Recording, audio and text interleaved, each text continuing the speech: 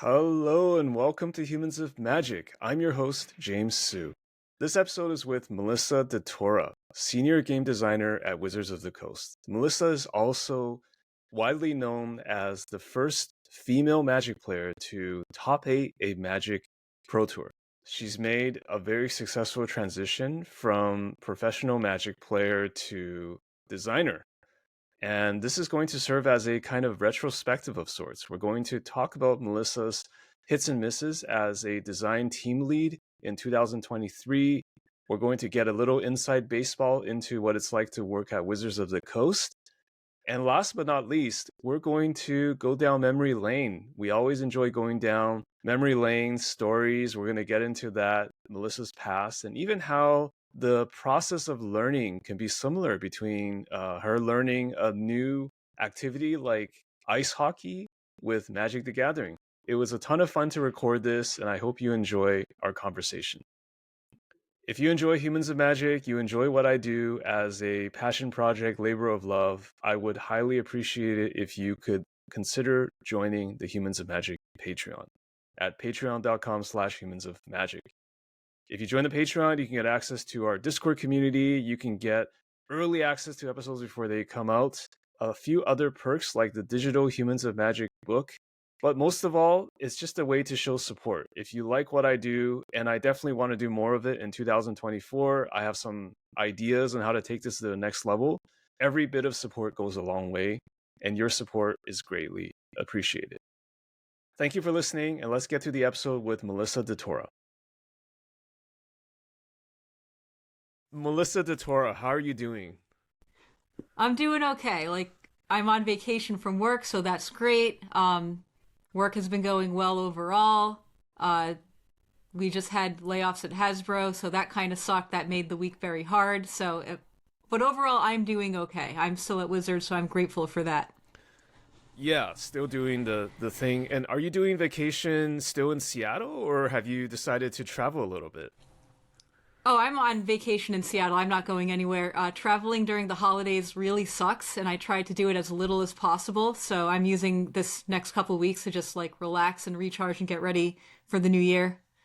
Okay, so I thought it would be a good time for us to talk because it's also, as you said, the end of the year.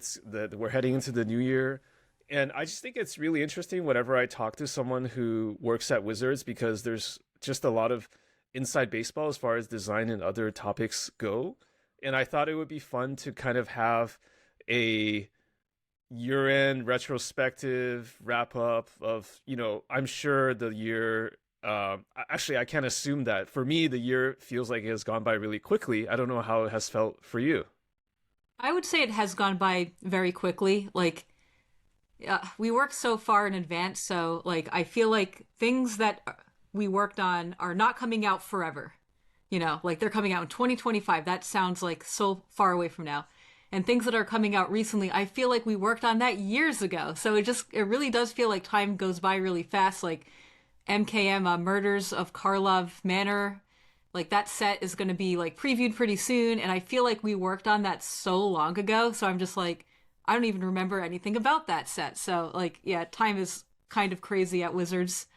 Yeah, but you're still not allowed to talk about specifics for that, right? Because it's still not technically out. So there's still kind of a silence period sort of deal. Yeah, I can talk about what the public knows. Right. I think they know a handful of cards. They know the overall general flavor, which is murder mystery set. But I have to be really careful because I don't know everything that the public knows unless I follow social media very closely. So usually when I get asked stuff or I get asked to talk about things kind of like this, I kind of think back, all right, what was previewed on our website? All right, I know that I can say that, but other than that, I'm really careful about it. Right, because 100%, but you have to be it has to pass through this filter of the public relations or what is publicly communicated, right? Yeah, for sure. Yeah. It's so much harder these days, even with Universes Beyond, because it's we have to be even more careful with that kind of stuff. I know that you guys know that there's something with Marvel, but that's all. That's all I can say. So we'll just leave it at that. Right. Okay. So I thought maybe it would be easy to start off in a more lighthearted way because I know you've attended a lot of events. Like this was a year for you in Yep. which I think what was it like? Was it MC Vegas? Maybe there were other MCs or Magic Cons. I should definitely spell what the abbreviations are. Not everybody knows. There was also Yep. CubeCon. So take me through that. Like I don't know if there's like a chronological way you want to do it or just kind of Yeah, sure. just yeah. So let's start with the Magic Cons, because that's something that I've been attending as WOTC staff. So my team, Casual Play Design, has been asked to attend these events. So we're actually going to go to all of them next year, which is awesome. But they started having some of us go, like we did Vegas, we did Minneapolis. I don't remember if there was another one. There was Vegas the first year, but that was a whole year ago. So they asked us to go and play Commander with people who like pay for the VIP ticket, so in the Black Lotus Lounge, and like talk to them, hang out, play games, do drafts. And the VIP Black Lotus Lounge people have responded really positively to that. They're really grateful that we're there, just talking to them. Some of them have no idea who we are, so that's crazy. And some of them are like, "Oh my god, I'm so happy to meet you." So it's been pretty awesome. And like the events team was like, "Yeah, we want you guys to go to all of these. This is really cool." So they want us to do more like scheduled programming. I can't really talk about specifics of what that means, but think about it like if you guys know that Gavin Verhey does his unknown event, where it's like there's playtest cards and all that. So they asked us to put on some kind of thing like that. I can't talk about what that means, but Sure. let's just say It's a that mystery we've for been, now. yeah, it's a mystery. We've been working on it for the past couple of months. And the next one is Chicago. So Chicago will be the first one that our whole team's going to be there. And we're going to do an event. And it's going to be really fun. Okay. That's all you can say, but I'm sure there's been a lot of planning and Yeah. figuring out the logistics and all of that, right? Yeah, and like, that's just one part of the event. As for like attending MagicCon in general, I found it to be super rewarding and just really fun. Walking around and visiting like the creator booth and getting to meet all of these creators who love magic and like they're really happy to share what they do with other people. Some of them have no idea that I work for Wizards. They might see me like wearing a magic shirt or something and might put that together, but some people have no idea who I am. So I go up to them and it's like, "Oh, hey, I really love what you do. Like, this is so awesome. I love your stickers. I love your merch." And like some of them, it's like, "Hey, can you tell me about what you do? Because maybe I've never met them before." I should probably give you a space to say this just in case there are people who are listening that don't know exactly what you do right now for Wizards. So can you just quickly intro that? Obviously, I'll record an intro as well, but you can. Oh yeah, sure. So I work in Studio X, formerly known as Magic R&D. So I'm a game designer, senior game designer for Tabletop Magic. And specifically, I work on the casual play design team. I'm the technical lead of the team. We focus on casual formats, most specifically Commander. And we do Commander playtesting, Commander card designs. We work on set teams. We try to give our perspective for casual formats and new player experience and stuff like that. Thank you for that. And you're just going back to what you're saying about Magic Cons.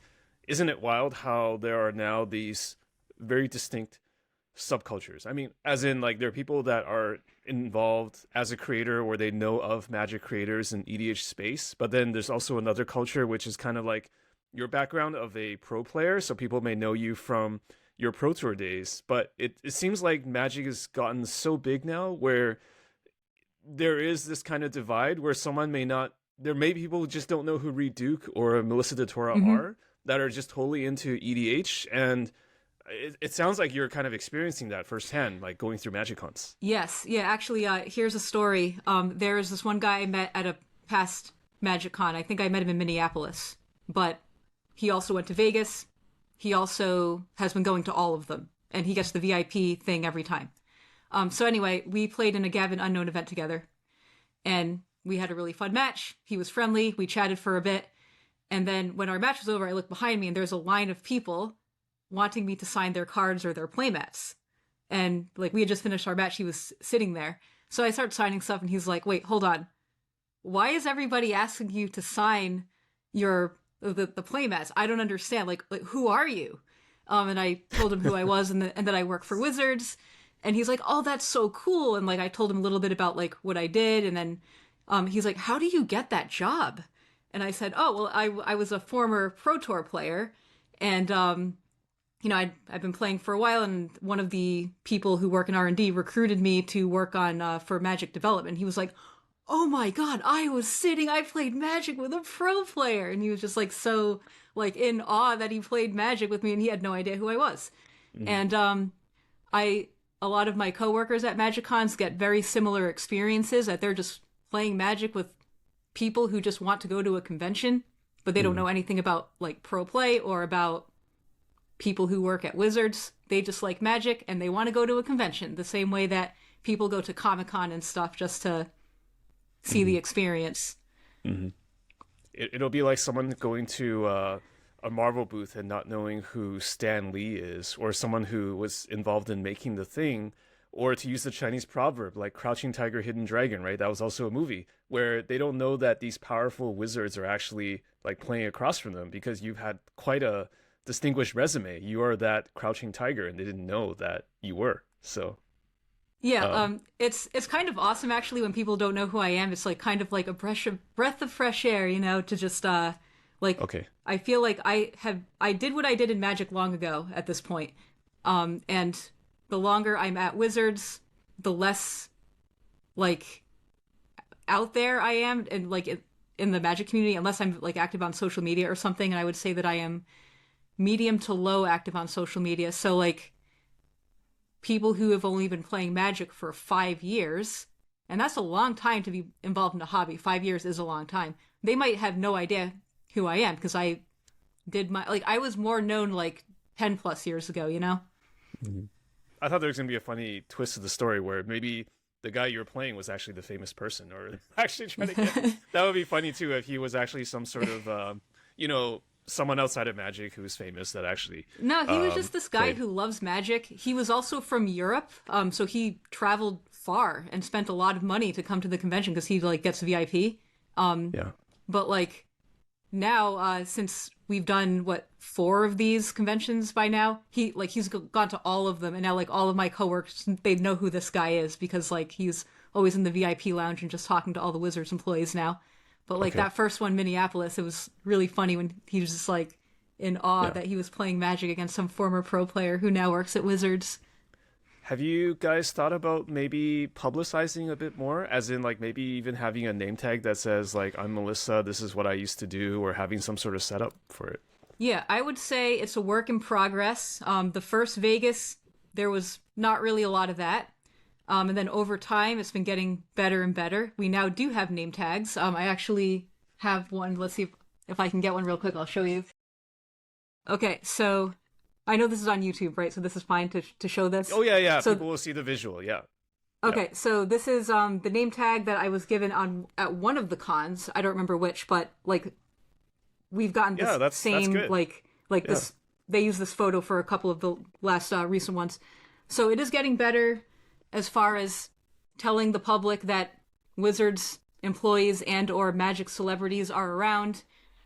This time around, I happened to check out the website for Chicago, and they did list a bunch of Wizards employees' names that are going to be there. I'm pretty sure they did not do that last time. Not totally sure, but I feel like it's just kind of like, I think Wizards is overall kind of new at conventions. Like, we did GPs and Pro Tours, but conventions, Wizards didn't really do in the past. The first one was Vegas of, 22? So it's a learning experience for the people who are running the events. And it keeps getting better and better. So I like the direction it's headed. Yeah. Now, did you actually, you said you played in Gavin's event, or it was it's the playtest card booster draft? Yeah, it's called the Gavin Unknown event. And the event is it's a sealed deck tournament, but you also get a pack of playtest cards that Gavin and others make specifically for the event, and they're all just like funny cards that we would never print in real life. They're similar for if you're familiar with Mystery Booster and the playtest cards for Mystery Booster. He just makes a bunch of those. They're usually themed to either the set, the most recent set, or the city we're in, or like conventions in general, right? So like Barcelona, there was like a famous Barcelona landmark playtest card, for example. He'll do stuff like that. Okay, so it's themed for the event, and is it like a cube where you give the cards back at the end, or do you get to keep them? Nope. Players just get to keep them. So there are a bunch of these playtest cards with stickers running around, So they and become actually collectible, like they're one of yeah, one. yeah, absolutely. I'm sure some of them are very desirable, especially Okay. the ones that are like fun to play in Commander or whatever. Did you keep yours? Like, was there a particularly memorable card or cards that you have? So the first one that I did, which was I think Minneapolis, I ended up giving my sealed pool away to somebody else because I don't need magic cards, like I Okay. have access to pretty much all the magic cards I want. And I was at dinner with a bunch of content creators and like one of them was like, I didn't get to play. I'm bummed. It was sold out. And I'm like, oh, well, here, have my seal pool. So he was really grateful for that. And the second one which was the most recent Vegas, I just like put it in a box and kind of left it there. So I don't know, maybe 5 years from now, I'll go look through that box and find it. Do you know at all if they're desirable in the secondary market? Do people eBay these cards or do something with them? I honestly have no idea. And I'm Okay. probably shouldn't really talk about that kind of stuff Right, the anyway. secondary market. Yeah, yeah, yeah, yeah. Yeah, Okay. yeah. I have no Okay. idea what cards are worth these days. At Wizards, we're not allowed to sell cards, so I just kind of keep everything and someday, Just hoard them. Yeah, just hold on to them. Yeah, Right. yeah. Yeah. someday I will have a giant collection of cards that I will actually want to do something with. But for now, I just kind of have shelves of boxes and sets and singles and stuff.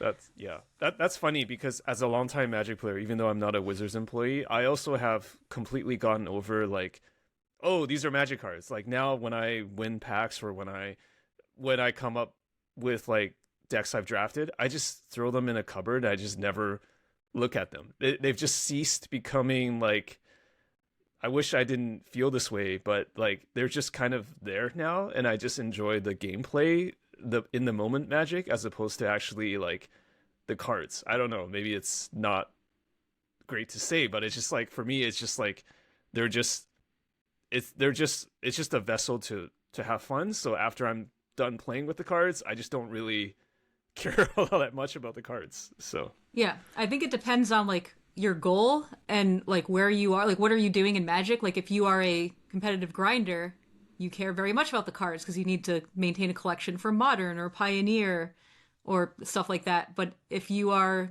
like imagine you only play sealed, you only go to pre-releases or you like draft once a week at the local store and you don't ever play constructed. What are you going to do with your deck afterwards? You just kind of put it away, or I don't know. I guess it really depends on maybe your financial situation or like what your goals are in Magic. yeah. And sorry, I went off on a tangent, but where I was trying to start with the question earlier was, in addition to doing the Gavin's event, did you also play games of EDH with people?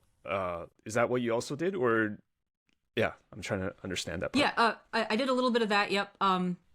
So like we are like on a That can be schedule challenging for. because that games can take a long time. That's why I was Yeah, wondering. yeah, yeah. Exactly. Yeah. So we had like hours blocked off where this is the time that you're going to be playing Commander. Okay. So like once a day for a couple of hours, which gives you 1 to 2 games. And then we had another time blocked off. This is the time you're going to be in this Gavin event, or this is the time that you're going to be on this panel, or like we did a chaos sealed one of the days where that was like 4 hours of just getting as many chaos sealeds as Okay. chaos drafts actually as you could. That's something that I'm wondering about as someone who doesn't play Commander a heck of a lot. Is there some sort of like unwritten social code about, because you want to play games of Commander, you want to like learn from the interactions you have with players, especially in your role, right, as casual play design. But how do you know how to like gracefully like leave a game? And because sometimes games can just go on super long, like sometimes like you Yeah. need to figure out how to move on, that's a tough Yeah. part. Well, one great thing about the convention is the players often have their own schedule as well. Like they might want to go to the next panel or they might have an event or something. So like we're usually in the VIP lounge, and like they'll advertise, "Hey, play Magic with game designers from 10 to noon on this day or whatever. So like they know if they go there, they'll be able to find us there. And usually when we start the game, I'm like, okay, I have a hard stop at 12. I have this other thing, so that means I have time for like one game, or like, oh, maybe I can't start a second game or something. So like I just let them know, you know.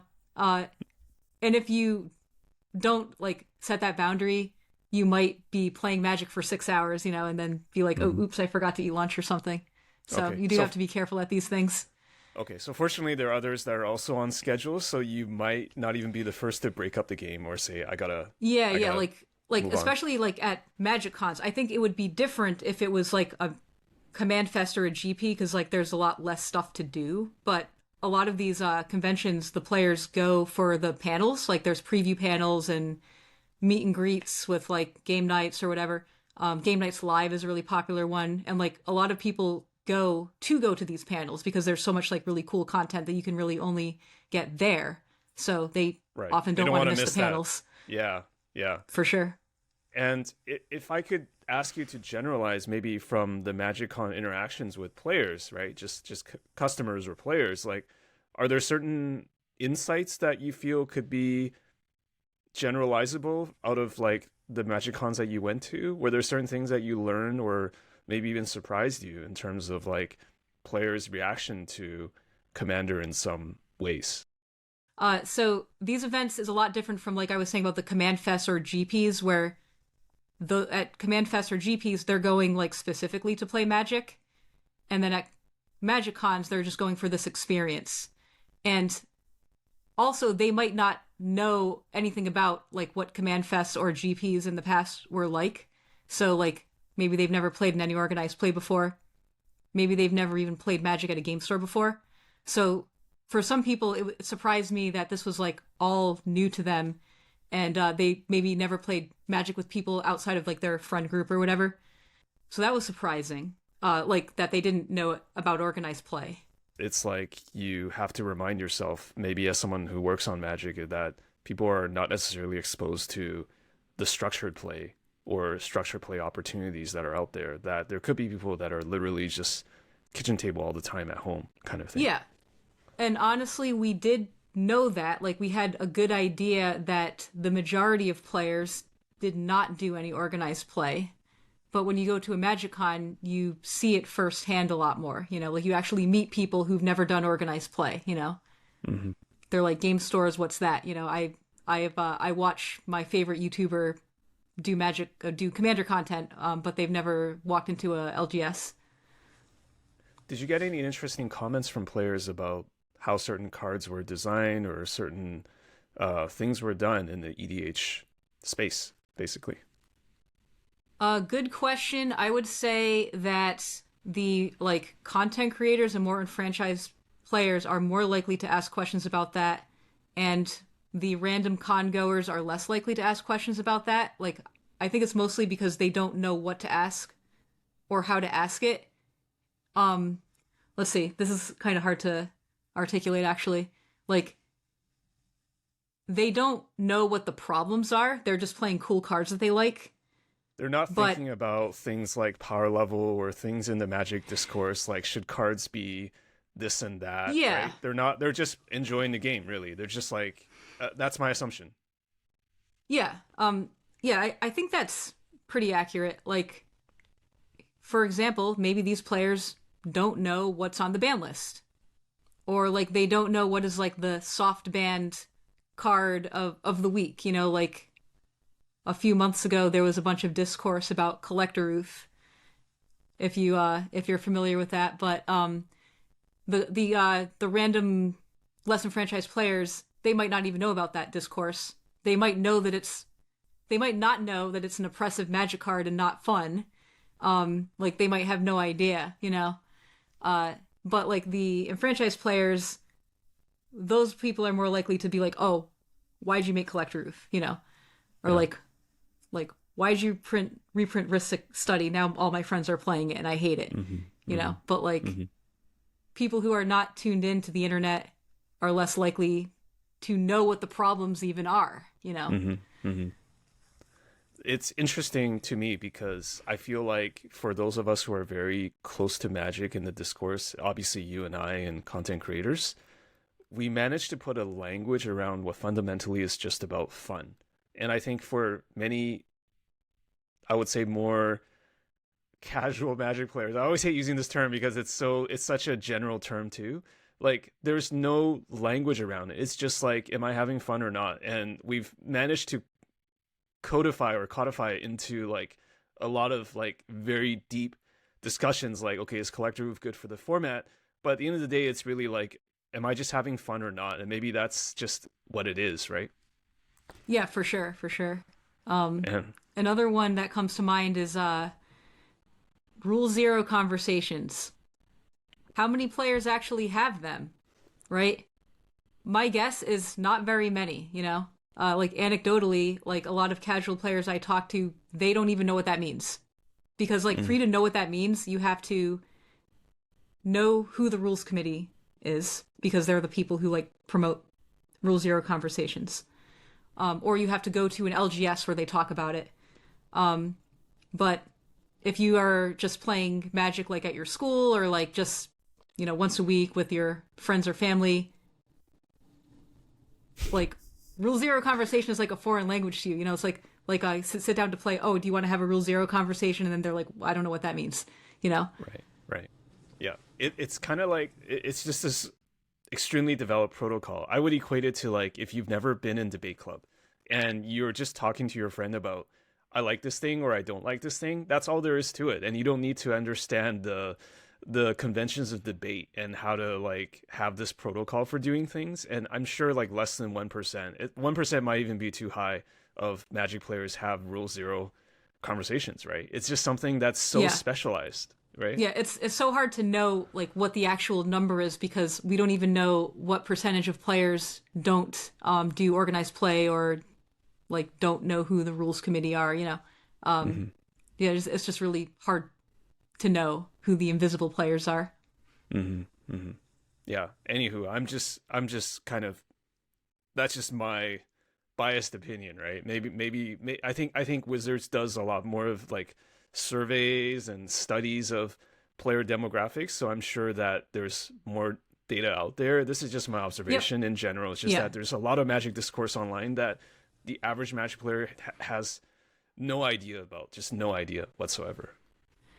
Yep, definitely. I remember a while ago, Mark Rosewater wrote something that got a lot of discourse about like the majority of Magic players don't know what planeswalkers are, you know? And then the internet was like, wait, how is that a thing? Like, how do you not know what a planeswalker is? Like, right. You know, you've been pushing this archetype or this card for a decade. Yeah, or you watch Magic coverage, they're there. You like read articles, they're there. Like they're all over. But you like, have to watch all the Magic YouTube channels, you know. Yeah. Yeah. But then Rosewater's argument was, you know, if you go to Walmart and you buy a bundle and you open up the packs, you might never get a planeswalker, and then maybe you'll get one and you have no idea how to use it, you know, unless you do further research about it. So that was kind of his argument. And the question is, how many players fall into that category of they don't know what a planeswalker is? You know, is it like the vast majority? Is it like a just above the majority? Not really sure. And maybe I'll use a flawed analogy here. I know you mentioned that you were learning ice hockey this year. So you learn, obviously for me, that I assume it means you know how to skate, you know how to handle the puck, you know what sticks to get. So it's like we could be talking about what brand of skates or like what gear you have to buy, and then the average person might just be watching the NHL on TV and has no idea whatsoever about any of these things or how strategies go when you're playing for an ice hockey team, right? It's not even the same language or the same world. So yeah, and like honestly, even hockey players have no idea what brands they're supposed to buy, you know? Like I remember did like you run into that problem?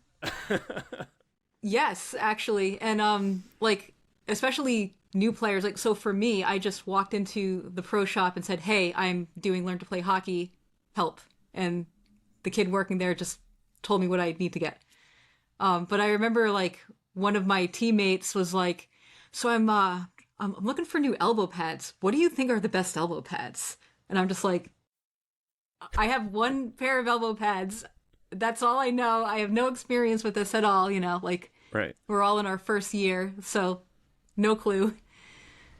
Yeah. Do you ever think about that? Like if someone says like what kind of sleeves should I get for my magic deck, or what commander deck should I get? Like how do I get started? Like how do you answer these questions which on the surface seem very simple, but if you think about it, become kind of impossible? Yeah. So I do read a lot of Reddit, Magic Reddit, and people do ask these questions all the time. And when you read the answers, you can tell who is like too enfranchised, where they're giving too much information. Mm-hmm. And then there are others who are like kind of like putting themselves in their shoes and kind of explain it in more simpler terms. Mm-hmm. Like for example, I'm looking to buy my first booster box. What should I get? And then like somebody will respond, you should buy nothing. Buy singles. It's the only way to go. Figure out what deck you want to play and buy the singles. And the person asking... That's too deep. Yeah. They have no idea what they even want to play. Like they don't know anything about formats. Mm-hmm. They just like, ran into Magic and they just kind of want to see what it's all about. Just like look at some cards, Right. So, there's like too much information and then like, yeah. But like honestly, like a lot of the Reddit answers are usually pretty helpful, but you always have those people who are like, no, you are wrong in asking this question. Instead, do this, Yeah, so you're like, what elbow pads should I get? And then the person at the store is like, well, first you need to figure out if you actually want to play ice hockey. What is the reason? What is your why for playing hockey? Like learn whether you want to do this or not. Then I'll tell you what elbow pads. It'll be like really, like it could be true, but it could be very difficult to wrap your head around. Maybe. Yeah. Okay. I think we're going on a little bit far, but. Just going back to the events, right? You also attended, I believe, CubeCon, which is a very specialized thing, and I think this is for people who are very, I dare say, like quite hardcore. So maybe for those who don't know about CubeCon, maybe set it up for us. Okay, so CubeCon is a small portion of a general gaming convention. So think like Gen Con, but much smaller scale. Maybe 10,000 people attend this event. So it's like it's a gaming convention. So they do role-playing games, tabletop. They have a true dungeon there. The game convention is called Gamehole Con. It's just a local convention in the Midwest. And they have a small Magic portion there, and that's CubeCon. And let's see. I guess I can give like the history. So I think CubeCon was started by Jbro, who is a Cube streamer on Magic Online. And Brian Kowal, who is the game store owner of the local game store in Madison, Wisconsin, Misty Mountain Games. Maybe some others. I don't totally know the history of who started it, but I know that those two, they were the two that were running the event that weekend. I think they ran it the first year as well. Oh, it's the second year. I guess that's also maybe important to know. I don't know. The way that the event works is cube builders from the community, from anywhere really, bring their cubes to the event, and anybody can play them all weekend. And that sounds kind of wild because, it's their cubes, their personal cubes, and strangers are playing them. And it sounds kind of crazy, but it was actually very well run, and there were very few issues with the cubes. So like the way that it worked was all the cubes were on Cube Cobra. You can sign up for the cubes you want to play, and then at scheduled times, the cubes would run. And the 8 people would get together and run the cube, and every cube would have a judge. So the judges were like, watching to make sure there was no like theft or anything, and every player had to like take a picture of their card pool and upload it to the website to like prevent like theft and stuff. And as far as I know, there was no theft, which is really cool because there were a lot of cubes there, I'm not sure about the first year of CubeCon because I wasn't there and I don't really know anything about it, but talking with the people who were running CubeCon, they were saying that like so many more people decided to bring their cubes to the event. They had an overwhelming amount of cubes, like several dozen or whatever. Like I think they had enough to support like 500 or so players. So whatever the math works out to, that's how many cubes were in the event. And there were like vintage cubes, which was crazy. There were all different kinds of themed cubes, like super weird themes. Like the themes could be mechanical themes, or it could be like flavor themes. Like, for example, there was one called the Boat Cube, where every card had to have a boat on it. In the artwork? Didn't play that one. In the artwork, yeah. Or wow. maybe in the name, I don't know. Okay. There were also a lot of very interesting rules cubes. So like they like broke a rule of Magic. For example, there was one cube, it was like a vehicle cube, and in your game you start with the card Mech Hanger in play. The Mech Hanger is a card that animates your vehicles. So that was very interesting. There was a lot of like weird things like that where like they just added a rule onto the game of Magic, and they built a cube to utilize that rule. Another one that I thought was really interesting was the Cascade Cube, and the rule is your first spell you cast has Cascade or something, you know? Mm-hmm. And the cube was designed to draft cards that kind of break Cascade. So, for example, I play my free Force of Will. So I paid no mana, and now I get to Cascade into a 4-drop during my opponent's turn, you know? Things like that. Oh, okay. So, anyway, that was like the event, like how the event worked. As for, was the event cool? I thought the event was really cool, actually. I had a lot of fun. I was impressed at how much fun that I had. I thought that I would have like a medium amount of fun because I was there as WOTC staff, and you know, usually when you're there as WOTC staff, you have to kind of be like always on and, you know, positive and present yourself in like a very like corporate-y kind of way. Mm-hmm. But I found CubeCon to be like very laid back and relaxing, and I could be myself more. And it just like brought me back to old times of playing at GPs, or just like playing cubes as at side events of like of PTQs or something like that, or just like side drafting, that kind of thing. So super fun event. I will say that the competitiveness was like very high, even though Cube is kind of a casual format. I think there was like pretty big prizes, and I don't know, like the player base ran a little bit more enfranchised and just a little bit more competitive than I would think like something like an LGS draft or like a MagicCon event would go. So if that's your thing, if you like the competitive nature of it, then it's a really fun event. But if you like Cube, I highly recommend going. I had a blast. I played so many different cubes that weekend, and I got to like talk to the designers and like see like, you know, what inspired you to build this Cascade Cube or this vehicle cube and stuff like that. So super fun event. Definitely highly recommend it. I'll probably go next year. Okay. Because just the way you described it, I haven't been to a CubeCon before, but it definitely sounds like it's for more old-time Magic players who are really into advanced mechanics. And also just drafting in itself is something that the general public doesn't do, right? So you've got all these different factors. I would have to imagine it's pretty competitive because in the moment people are like trying to figure it out, and I think there's a certain competitive joy in like, you know, here's a new cube, or here's a new set of house rules, right? Like you said, with Cascade and the Mech Hanger and stuff. It's like, how do I figure it out, right? Because I think Cube is essentially, I guess I would argue like competitive Magic is puzzle solving, so this is really just like pushing that element a lot. Yeah, and like honestly, like I think the vision for CubeCon was casual, fun event where you get to just do a ton of cubes and have fun. But like you were saying, like I think if you like Cube, you probably run a little bit more enfranchised, and like if you like high-powered cubes and you're familiar with all of these old cards, you probably run a little bit more competitive. So throw all that on top of this is structured as Swiss rounds with a cut to top 64, yep, and then a cut to top 8, and then prizes with a pretty big first place prize.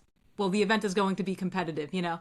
So you had like Reed Duke and Sam Black and other pro players like duking it out for like first place, and then you had other people of like, I have my fun boat cube or whatever, you know, and like I don't know if like I don't think those cubes were meant to be competitive or not, but if they're in this event, sure. But I mean, even if it's rock paper scissors, if you're competitive, you'll make it competitive, right? So yeah, yep. Mm-hmm. what was your selection process for deciding what cubes to run? Was it just like, okay, I see that read and my friends are like playing this one, so let's do it together? Or did you get some sort of general intro to the cubes and then make an assessment? Yeah, so the answer is going to be weird. So you didn't know who was in the cubes when you signed up. There was like this website where you signed up, and like there was like a selection process of like, choose a time. Okay, now pick your top 3 cubes that you want to play, and then hit enter. And then when pairings go up, they'll try to pair you with the cube that you selected, right? So there was no way of knowing who signed up for what unless you asked them, So as for what was my selection process like, I talked to people that I knew, talked to the people running the event, and just asked what cubes are cool. That was one. The ones that got like a lot of like that were talked about a lot, it seemed very popular. I tried signing up for those. So I signed up for Cascade Cube. Every cube got selected 0 times, despite it always being in my top, because that one was like the most popular one, I think. So at least popular. one of them. Yeah. Yeah. And then there were other cubes that were like, they were featured on Magic Online as part of the players can submit cubes to be on Magic Online for a week. So for example, Ellie Rice did a Teamer cube one time, etc. So those cube designers have physical copies of their cubes that they made for Magic Online. So if I saw those, I was like, oh, this is on Magic Online. It's got to be good. So I picked that, as one example. So I played some pretty good cubes, I would say. I was pretty happy with everything that I picked. I didn't pick any of the weird, like, flavor cubes. I stayed away from flavor cubes because I don't know. Like I'm not the like boat cubes. They're more like curios than anything else. Yep, They're kind of like some other flavor cubes is like, I don't know, maybe the card can only be from the plane of Dominaria, so you get cards from like Alpha and you get cards from Dominaria United. I don't know. Like those are probably fine, but like I didn't pick those as my cubes for the event, Mm-hmm. So what was the most memorable cube deck that you drafted from that event?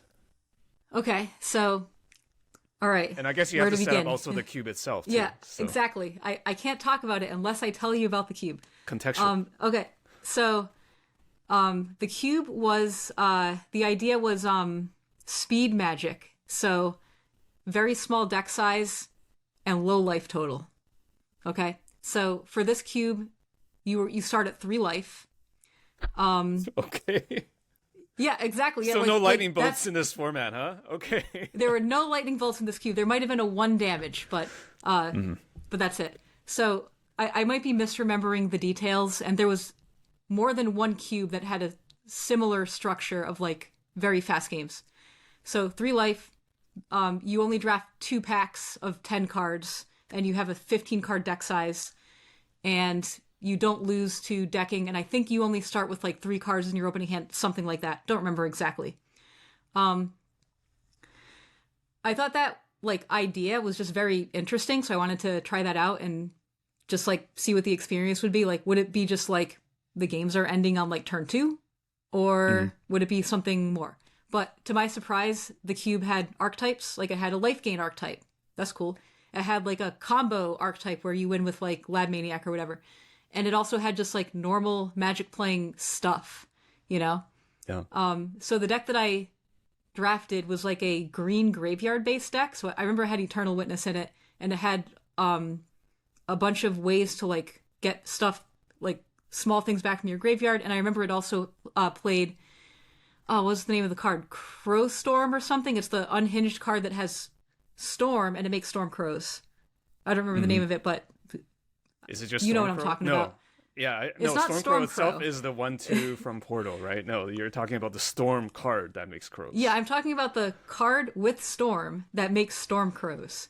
So Okay. I remember I first picked this card. I was like, I need to draft my deck around this card that makes Storm Crows. It was really fun, and it was like kind of hard to do, but like you could set up like situations where you're like adding a bunch of mana in weird ways and then making like 3 Storm Crows. And like since it's a 3 life format, you can win with 3 Storm Crows, right? So right. But the I thought Storm that was really itself cool. is hard when you start with like 3 cards in your hand and whatnot, Yeah. right? So right, yeah. right.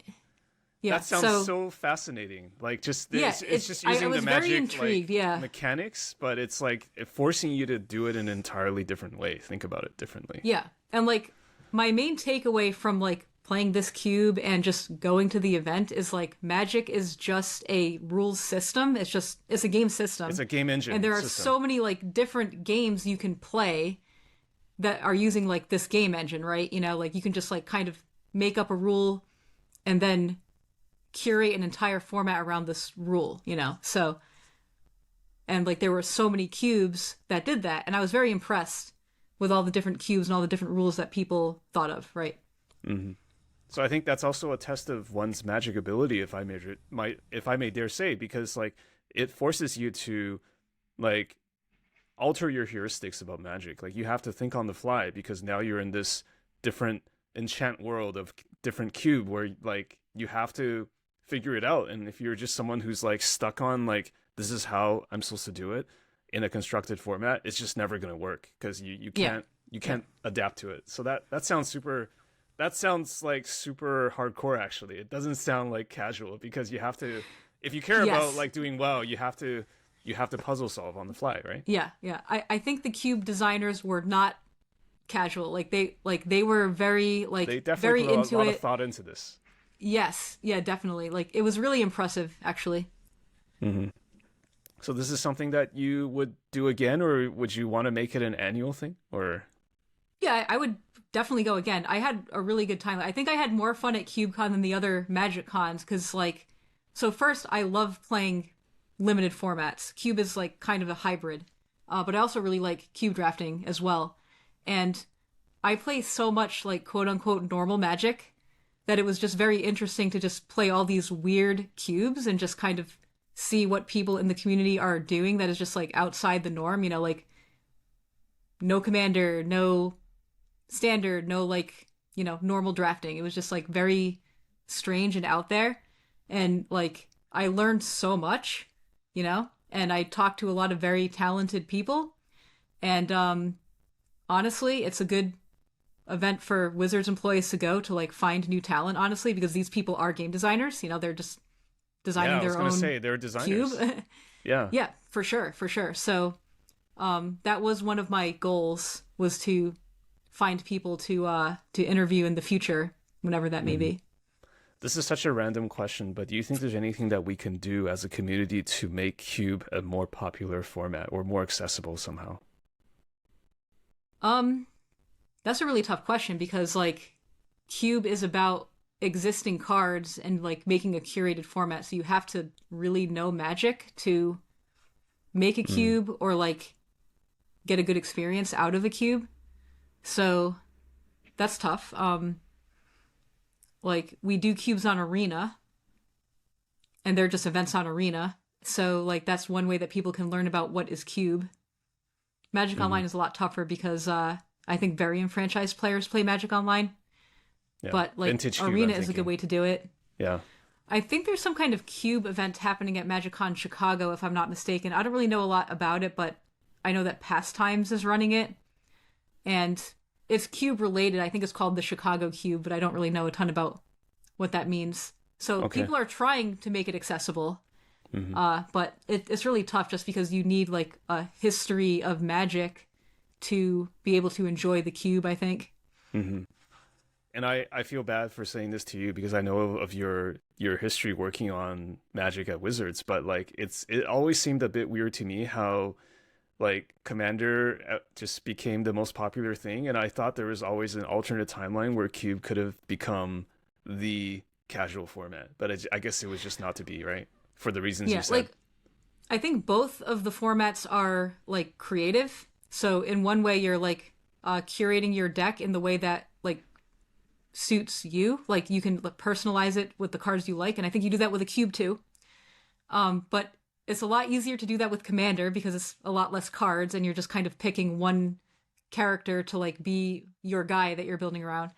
And like building a cube is a lot more overwhelming. You know, you have a lot more. It's like a lot more open ended, Hmm. right? And Hmm. also, social magic is a lot more popular than competitive magic. Like we, that's just something that we learned over time is just true.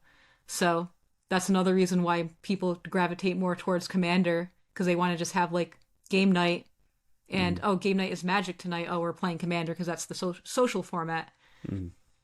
It's more like a board game where the game engine is Magic the Gathering. Yeah, it is very much like a board game, like a Euro game. It's like, I'm going to focus on what I'm doing. I'm not going to pay attention to what you're doing. That's too complicated. That's a lot of people's experiences with like Euro games. So shifting gears again a little, I also want to talk about your personal experience as a designer. You mentioned already at the top that, there's sets you're working on years in advance. So obviously we won't get into super specifics, but like just thinking about perhaps gains or learnings you made as a designer, would you want to call any particular level up moments for you this year in 2023? Yeah, sure. I probably have a couple. So let's start with, okay. So as you all know, we are making a Final Fantasy Magic set. I can't really give details about it, obviously, but working on this set has been that's been the most. I've been spending most of my time on that this year than any other thing. You have some personal affinity for Final Fantasy as well, as I understand, right? Yes. Actually, I've been playing Final Fantasy since the 90s. Before Magic even, as a teenager, I started playing JRPGs for Super Nintendo. Loved them.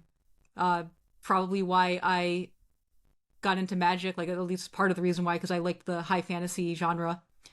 So was playing those games first. So yeah, played a ton of Final Fantasy. Back then it was called Final Fantasy 1, 2, and 3. These days it's called Final Fantasy 1, 4, and 6. They had to renumber them to match for North America. Yeah. Yes. Yeah, exactly. So in the 90s they were like, "Oh, we can't name it Final Fantasy 4. They're going to get confused. So let's just call it 2 and then they'll just get confused later, right?" Yeah, so I played a ton of those games, and then 7, 8, 9, a lot of them. I stopped playing in 2002. The last game I played was 10. Okay. So that was like 20 years ago, which is kind of crazy. But anyway, yes, we got way off of your question. So yes, I do have an affinity for Final Fantasy. It was like the franchise that I kind of got into first before getting into Magic a few years later. But anyway, your question was about what are the learnings that you had. So I would say that working on Universes Beyond is the most different thing that I've ever done at Wizards, because like you have to just care about a different thing, right? Like you have to care a lot more about the top downs and the flavor than you do about, I guess for lack of a better term, the most balanced gameplay, right? So I got to design a ton of cards top down first, which was an experience that I often did not have in the past, because my past working at Wizards was play design, which is usually like we already have designs in the file and we are fine-tuning them. So this is coming from like a different perspective, more of like a, hey, we're making this character. Okay, what does this character do on a Magic card, So I think I did have a lot of level up moments working on this set, because I had to just, I had to think about it from a completely different direction, like caring about the top downs and stuff. And pretty happy about what we've come up with.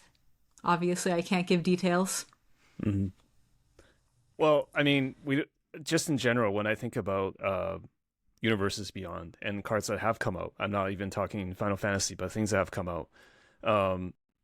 What kinds of work is done to balance the cards, if any? Because you mentioned like it's top down. Like I want an E Honda card, I want a Cloud card. Like I want this thing to exist. But is there some sort of bottom up involved or balancing involved after the fact? Yeah, we still do our same process for play design that we've always done. There's still like play design is still looking at the cards and balancing them for whatever formats they happen to be legal in. My team, Casual Play Design, is still play testing them in Commander, so there's still lots of balance work done, but it's just like the goal is different. So like the goal of this character is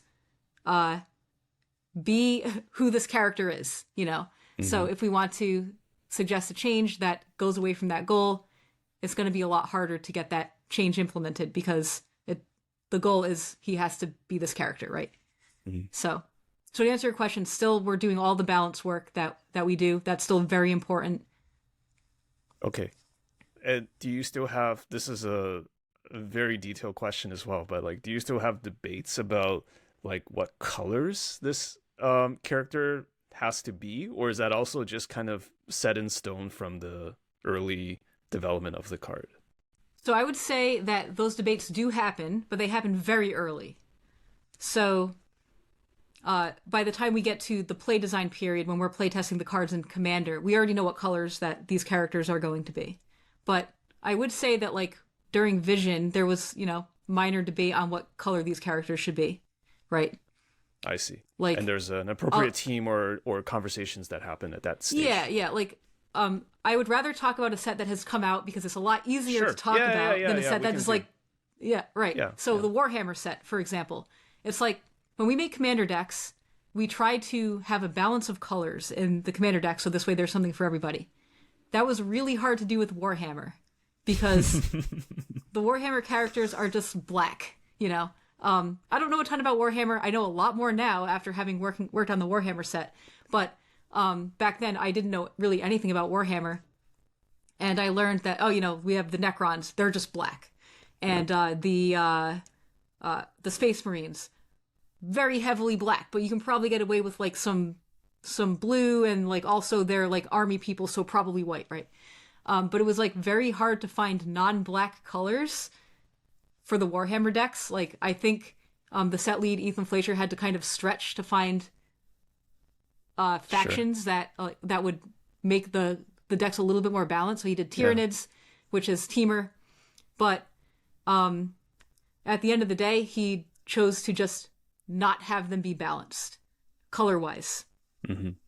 So there's a mono black deck, there's an Esper deck, there's a Grixis deck, and then there's the Teamer deck. So it's black very everywhere. little it's white. A grim universe. Yeah. Right.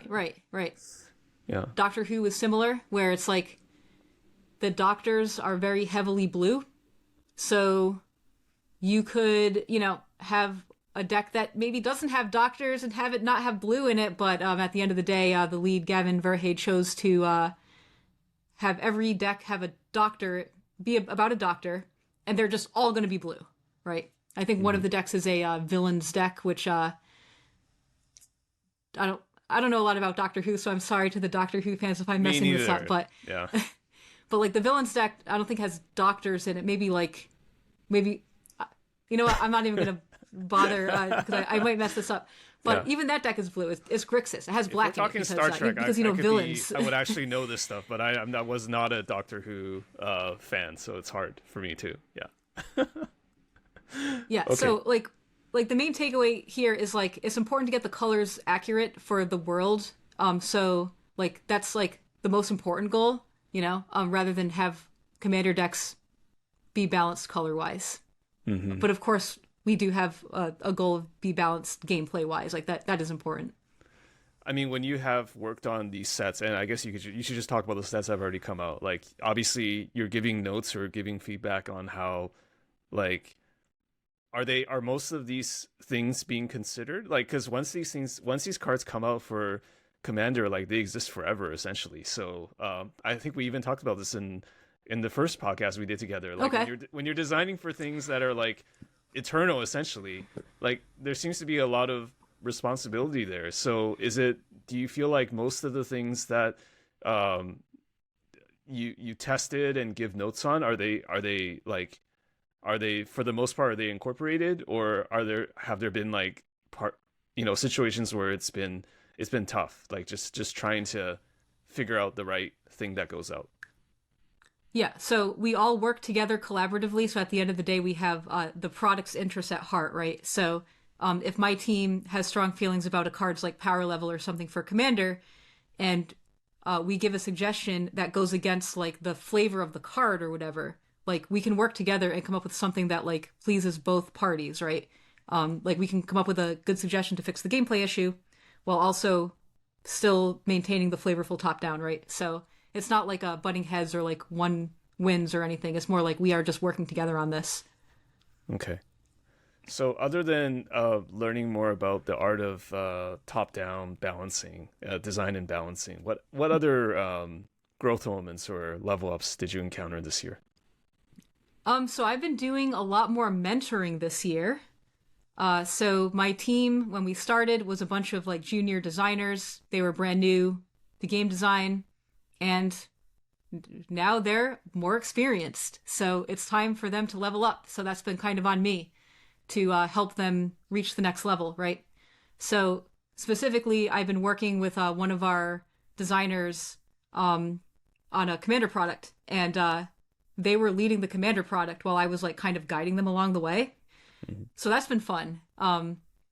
It's been a learning experience, I think, for both of us, because like she is learning how to lead a set, and I'm kind of learning how to be a leader and like mentor a person.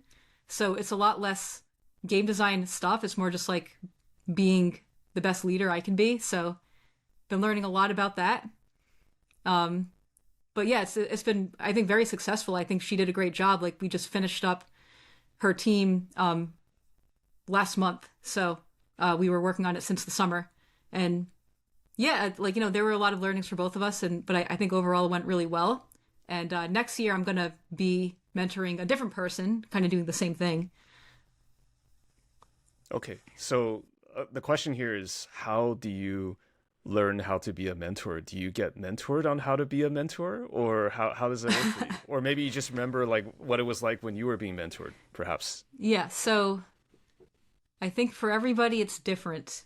But for me specifically, I use my own failings to help them not do the same thing. Okay. Right. I don't know. I don't know how to be a mentor, you know. I just like when I see them doing something and I'm like, "Oh, I did that wrong once. Let me tell them what I did and how did I handle it." Consider this. This is my experience and kind of thing. Yeah, I do a lot of this is my experience. Because I honestly I think they can learn a lot from when people fail. You know, not saying that I failed miserably or whatever. No, it's but, not catastrophic, but just something you learned along the way. Yeah, definitely. So I do a lot of personal examples of hey, here's something that happened and here's why it didn't work, and hopefully that works. I don't know, but honestly, it's very difficult to know when you are doing well at leading somebody, because they probably aren't experienced enough to give you feedback of how to do better, because they're just trying to learn from you, you know? So the only thing that we can really do is, did we come up with a successful product? If so, I probably did a fine job. I don't know, you know, but honestly, I think it's a little bit it's of very results-based thinking there. Yeah. Yeah. And even that is not really the best way to go about it, because this product isn't coming out until next year sometime, 2025. Right. I don't know. So, right. And by that time, we probably don't even remember the things we talked about. Mm-hmm. Mm-hmm. Is it tempting to be prescriptive with people that you're mentoring? Like, just don't do this or don't do that? I think it depends on the person, because not everybody likes to be micromanaged or whatever, you know? So I think at first I did a lot more of that, and I don't think it really worked, because I don't think the person really appreciated me telling them what to do. So I ended up taking a step back and being like, okay, I'm just going to let her do the thing, and then I'll, be quiet, maybe write some things down, and we'll talk about it privately later if I have any advice or something. That said, I think the more direct, you shouldn't do this approach could work for somebody else. It just isn't going to work for everybody. I think you really have to tailor to the different people, because everybody learns differently, right? So you have to kind of figure out how the person learns best, and then tailor your feedback and teachings in that way. Mm-hmm. And sometimes I think it's also dependent on how open that person is to receiving a certain type of feedback. And I think as a mentor or a coach or an advisor even, you have to read the room. You have to understand to what extent they want you to nudge them versus tell them, because the analogy I'll give is like, there's a billion books in this world, right? There are a billion sources of knowledge on the internet, or you go to a library or you buy a book, it tells you how to do something, and it's all there. But the person themselves has to want to reach for that book and has to seek it.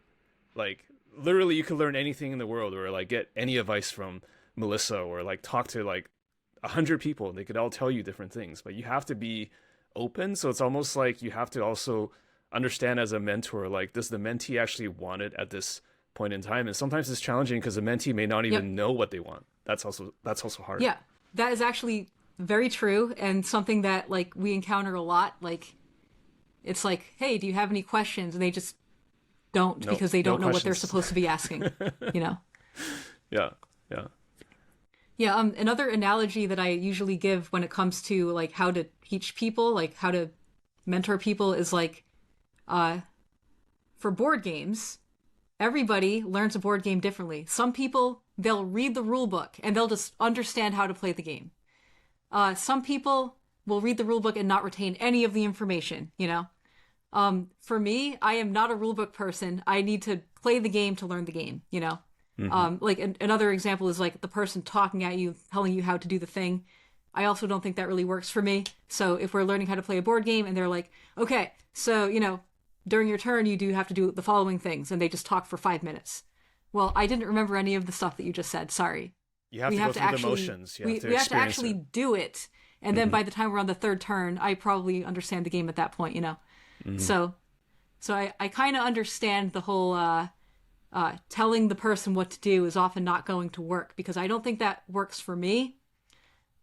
But it does work for some people. Some people like the rule books, and they like, they like to see all the stuff written down, and they like to be told, hey, here's how you do it, now go, right? So was it like that for you when you were a younger game designer? Like it was hard for you to just take a bunch of theory, like, or just read articles by Rosewater or others, like, this is how ideally it should be done. Rather, you have to experience it. You have to like go through like, okay, the brass tacks of like looking at a card and like specific instances. Is that how it worked for you? Yeah, I think so. And I think that was also true for me as a Magic player as well. Like, I need to really experience the thing to learn the thing and get better at it. And like, if somebody tells me, here is the thing that you did wrong and here's how you can do it better, and they talk to me for 5 minutes, I kind of forgot everything that they said, I've definitely had managers like that where they're like, we're in our one-on-one and they just like tell me a thing and I'm just like, you talked for 5 minutes and I don't really know what you said. This is not good, But then like after a while I realized that it's because like that's just not really how I learn. Or if they tell you a thing, they should back it up with some really specific examples, right? Examples. That's generally how it works. Yeah. Yep, definitely. I try to give a lot of examples when I am teaching a thing. And honestly, not everybody is receptive to the example. Sometimes they're like, yeah, I get it. Can we move on now? So you really have to figure out how the person learns best. So that's a learning process all in of itself, which is why this job is so hard. Yeah. So it sounds like maybe this year you also had some level ups in terms of your communication ability or your communication skills. I hope so. That would be great, right? I don't know. Like, so I've been leading this team for 2 years now, and the first year was mostly learning how to lead the team. And the second year is I know how to lead the team now, but now I have to get better, just fine-tune things, get better at communicating, get better at mentoring people. And did I do a good job? I don't know, because it's really hard to get feedback about this, I like to think I did a good job. I'm pretty happy with how I'm progressing as far as leadership stuff goes. Well, I mean, the common wisdom is that as a manager, your effectiveness is really the collective output or effectiveness of your team. So do you feel like that's like you've been growing that, or like just like they're able to do things that are of high quality? Because I think in the end, like as a manager, you're responsible for that collective output, right? No matter what domain you're in, whether it's design or otherwise. Yeah. So at first, I just want to be clear, because you're using the word manager. I am not a manager of these people. We have a manager who manages the team. You're a lead, right? Yeah. I am a lead. I'm the technical lead of the team, so I'm making final decisions about card designs, and I'm kind of like giving guidance of like what should we be working on, you know. So I just want to make that distinction to not confuse people. Right. All right. Anyway, sorry. Can you repeat your question? Oh no, I'm just saying like so. Okay, like I can rephrase it. So as a lead, I think whether you're a manager or a lead, you're still sort of managing the collective output of the team, right? In a creative way. So do you feel like you have improved in that area this year if you look back like compared to 2 years ago? I do think we've improved. So I think I'll just give very vague examples here. So I think like when the team started, we were doing a lot of this card is too strong. This card is not appropriate for commander. We need to nerf this card. A lot more of that when the team started. We're doing a lot less of that now, and a lot more of the play pattern of this card is not where we want it to be. How do we improve this card to fix the play pattern that we don't like while still making it a cool card for commander or for casual play or whatever format it is that we're talking about. So I think the team is better at not straight up nerfing cards. We don't want to nerf cards all the time. We're more looking to like improve play patterns of cards and just making them more fun and making them as awesome as we can make them, really. So yes, I think we've improved. I think we've come a long way. Okay. And I guess we'll see in the next year or two because like these cards presumably are not out yet. So Yeah. Let's see. So I think just to give a couple of quick examples, Lord of the Rings came out in June. We were working it was June, right? I think it was. Time is an illusion now. I don't know. Yeah, it's that sounds I right. think it came out this summer. We worked on the set when the team was still pretty new. I think the team has been existing for maybe 3 months at the time. And I remember we were doing a lot of nerfing cards. And when Lord of the Rings came out, I was pretty unhappy with some of the cards. Because I looked at a card and I'm like, nobody's going to want to play that in Commander. Or I read this card and I have no idea what it does. What were we thinking? Like there were a few cards like that. And as more sets come out, I think there are less cards like that where I'm just like unhappy with them and just more of like, I really like how this card turned out. As in these cards actually have a place for somebody, whereas maybe older sets you felt like you were not sure why they existed or what type of player it was for. Yeah, pretty much, yes. What I remember about the card is this card was too strong. It was just doing a thing that was oppressive in Commander. So rather than find a new cool thing for it to do, we just nerfed the card and then it turned into a card that nobody wants. Okay, so nerfed into oblivion sort of thing. Yeah.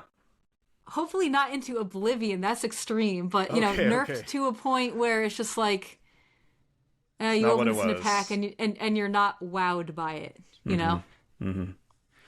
That's interesting. Yeah, I guess this is fresh on my mind because I just watched Canister's video about his involvement as a consultant for the Lord of the Rings set, and he was saying how when he was approached by Wizards, I think him and Aspiring Spike both they were told like, okay, we want to have like 4 or 5 like really memorable cards for competitive formats in the set that are defining, and so he saw early versions of the Ring and Bowmasters and things like that. I'm wondering if like there's also similar frameworks, like, okay, we want to have like X number of percentage of memorable cards for Commander, in this given set. Is that also something that is kind of a top-down kind of philosophy? For Commander, I would say not really. So Lord of the Rings, the goal was to be an awesome, exciting Lord of the Rings set. The set was modern legal, but the goal was not for it to be a modern set in the way that Modern Horizons was to be a modern set. Flavor win over like Modern Horizons. Yes. So like while the set was modern legal, like, you can play these cards in modern, the goal of the set was not to make a bunch of cards to like bring up modern archetypes or whatever. We wanted to have a couple of modern shots, but at the end of the day, the set was for Lord of the Rings fans, casual play, and Commander. Mm-hmm. And I think that like a lot of our sets are going to at least be like somewhat similar, where like we want the set to be as cool as it can be for casual players, because the majority of our players are casual and or play Commander. So we're not really saying, okay, in this set we want to have X percentage of cards be Commander cards. It's not really like that. It's just kind of like we want a player to look at these cards and think about them for Commander and like think that they're cool options, but like we don't have like shots for Commander the way that Lord of the Rings had shots for Modern, you know? Right.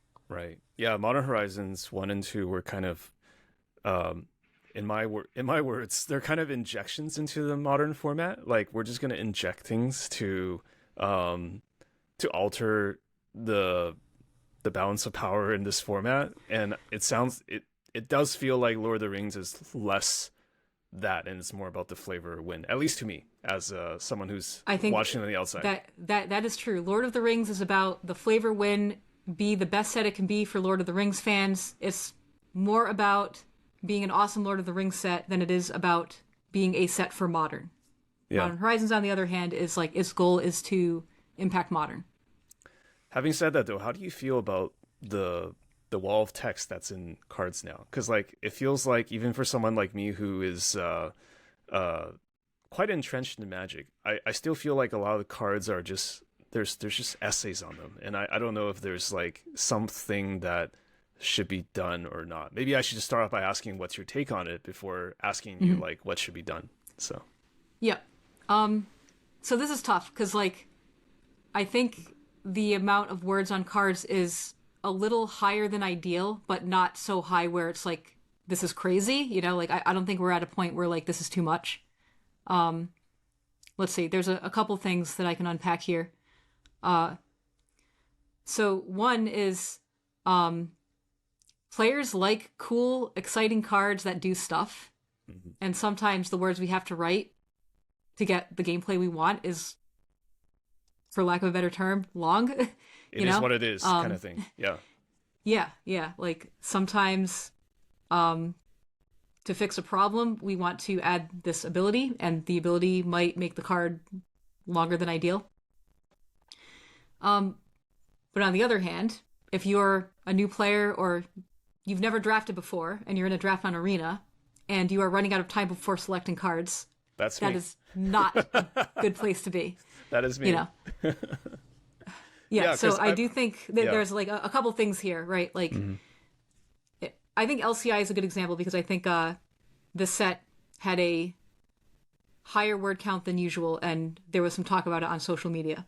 So, it had very wordy mechanics with a lot of reminder text.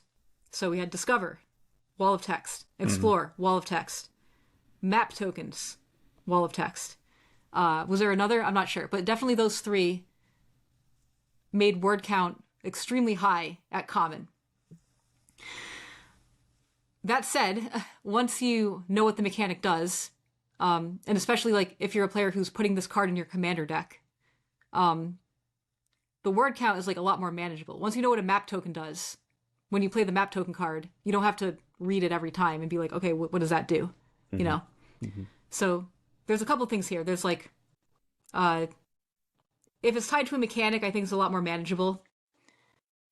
And if the player is choosing to play this card in their deck and they know what it does, it's a lot easier to play. The complexity for that player goes down by a little bit. But if it's a card that does something weird that every player at the table has to read every time it gets into combat, that's also not a place where you want to be, you know? So there are lines that we are crossing and we're looking at them. For LCI specifically, I think it just had too many mechanics that were wordy. Like imagine if you cut one of those and replace it with something without a ton of reminder text, then my guess is the complaints about complexity goes down by a pretty decent amount. Actually, that's a really good distinction. Like there are cases where, because Magic is still for the most part an analog game, so it's not like you can just read the mechanic explanation on the card once and then it just disappears. Like it has to be there to make it accessible for people who need to be reminded. And I guess it shows up like in different printings of the card too. Like there's certain versions of the card where you just have the keyword. It doesn't have the thing in parenthesis that explains it, right? Unfortunately, you can't get to a world where like it magically fades away from the card because you've read it and you understood it, right? But I think what you're saying is that it's very different from like things can be long but intuitive. Things can be short and also unintuitive. So it's not a generalization about like card length necessarily means X and Y. That's a really, every time I talk about game design with you, I just feel like it's such a hard, impossible job. Like, because like my mind is just blown every time I'm even unpacking like this little thing that for someone like me who's like a commoner, like I just don't think about it. But then like, once you start talking about it, I'm just like, okay, that's what actually goes into making the card, and that is like really, really hard. But I want to. There's also a flip side to that, because every once in a while I'll play a game of Magic or draft like a cube or something, and there's like a keyword that doesn't have the explanation, and then I'm just like, I just forget what it does, and I just have to look it up. So that's also the flip side of it. Okay, the card is technically shorter, but it has a cost for me as well as a player. So yeah.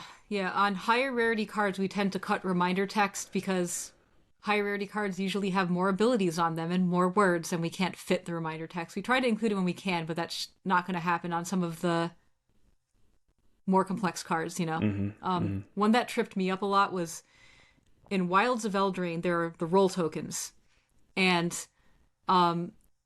the explanations for what the roles do are on commons, but on rares it might just say make a wizard or a sorcerer roll.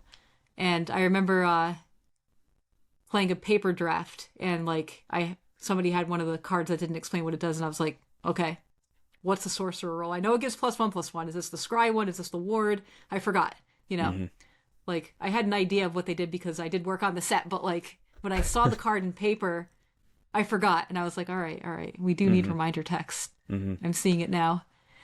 Do you have moments of embarrassment where you don't want to ask what it does because people assume that Melissa should know what it does, or are you pretty like straight up I'll about... just straight up ask, okay, because it's not my fault that there's no like reminder text on the card, you know. So okay. I think in that draft it was like with a bunch of play designers, and I picked up the card and I was like, can somebody tell me what a sorcerer roll is? Does anybody have a sorcerer roll, you know? And I just like kind of shouted.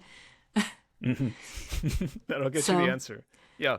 And going back to I'm tying it back to what we said before, like, I wonder if this whole thing about like our card, is there too much card text? Is it something also that more entrenched Magic players feel that it's a topic? And is it actually a real issue when it comes to the Magic community at large or not? Like, I'm curious, like on one hand, like intuitively, yes, cards should be like, things should be simpler. Just there should be an aspirational thing. But on the other, maybe there isn't as big a deal about this as I'm making out to be. Okay, I think it is a real issue. Don't get me wrong. We do hear the feedback. It is something that we're talking about. We are trying to reduce the complexity in ways that we can, especially with word count. Because the situation that I hate the most is when you're drafting on Arena and you run out of time because there's too many words on the cards. That's not the good place to be. So yeah, definitely something that we're mindful of. And like the thing that I think that we mostly identified is just if there's wordy reminder text on mechanics, don't have too many of those mechanics, you know, because that's kind of where we went with LCI, where we had the maps and the explore and the discover. Even though all those mechanics are fairly simple, they have a lot of words on them. Like if you're an enfranchised Magic player, discover is just Cascade. Explore, we already had that one before. And map token is just explore. So when you say it like that, it does not sound complex at all. But if you're a new Magic player or you've only been playing for a couple years, it's a lot, you know. You can't like have your brain go to Cascade, and if you didn't play Explore the first time, you know, it is a lot. So definitely something that we're keeping in mind, you know. I think the fact that our brains just kind of shortcutted to things that we knew kind of made the mechanics get a little bit away from us.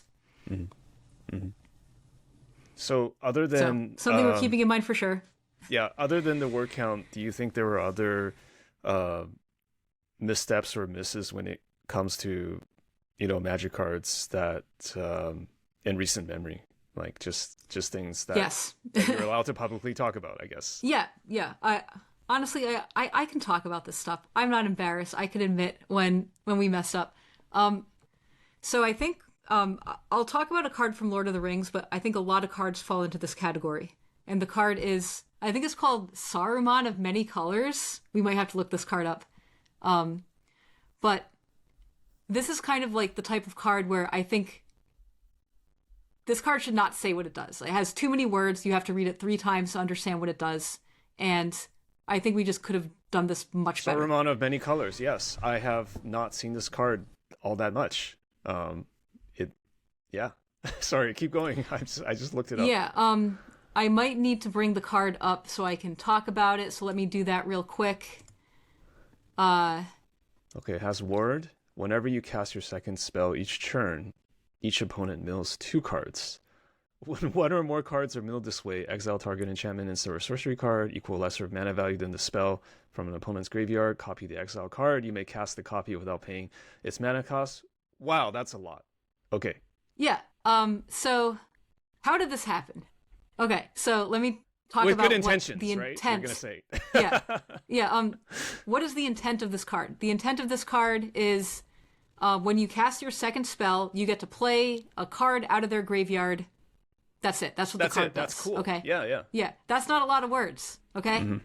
However, when we playtested this card, we ran into a couple of problems. One is you can cast the same spell over and over, and that's not fun. That's repetitive. That can get frustrating. We didn't want that to happen. Mm-hmm. 2, if you're playing against a deck that's all full of creatures, and maybe they don't have a lot of instants and sorceries or enchantments, your card doesn't even work. So we wanted to fix that. And the last thing is the ward. The ward was a tough one because the ward is pretty wordy, and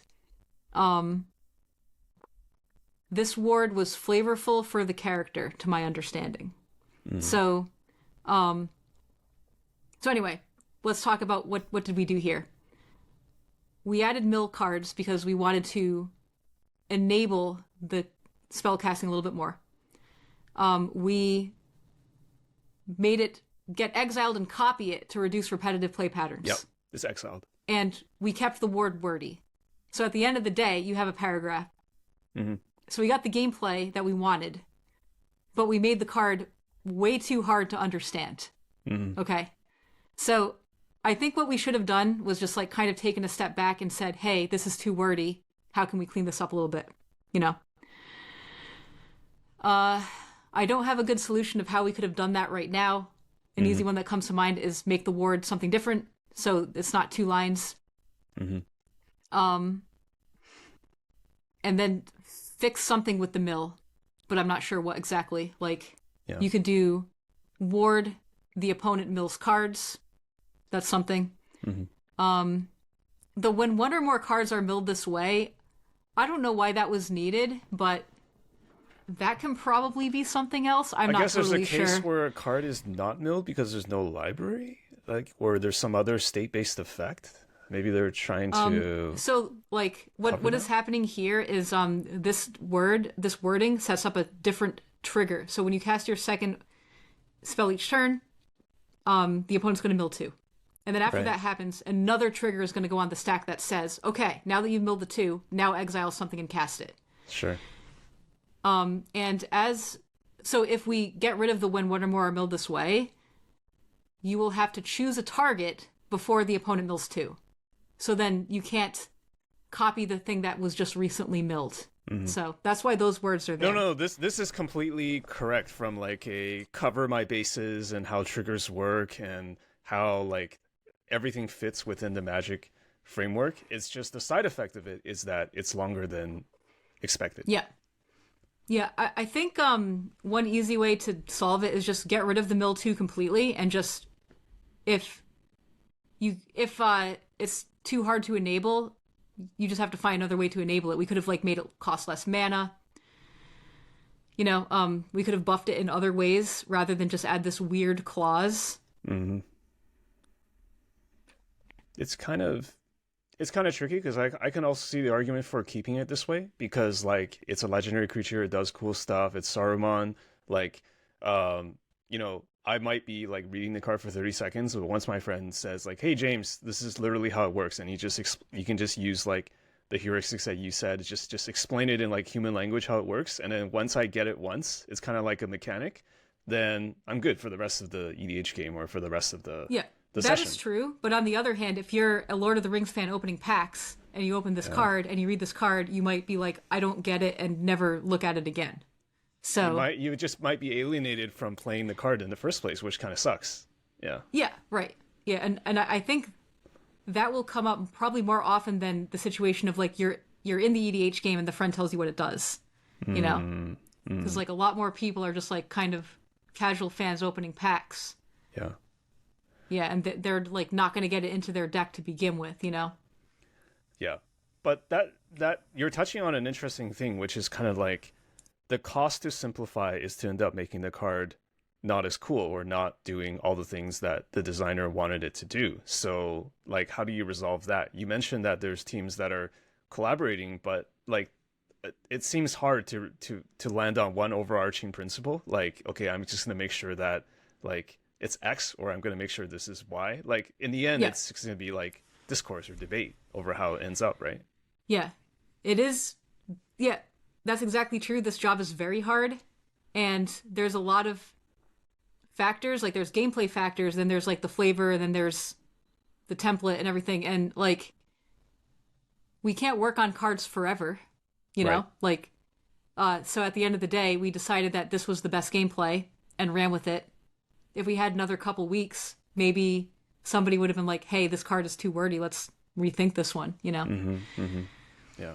Are there other like generalizable issues with some cards that have come out? Like, maybe not this example, but Double face cards. We've been doing them a lot more lately. And there are 2 opportunities for text boxes on double face cards, right? So over so time, let's squeeze it all in.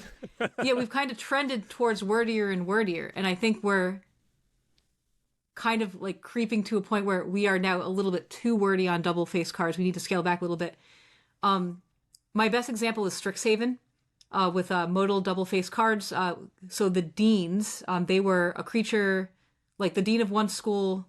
No, hold on, I'm saying it wrong. They were like, so for Lorehold, there was a red dean and a white dean. So red on the front, white on the back. And all of these deans did cool things. Great. But if you do like a very wordy thing on one side and then a wordy thing on the other side, by the time you read both sides and figure out what's going on, like you kind of lost interest in the card, you know?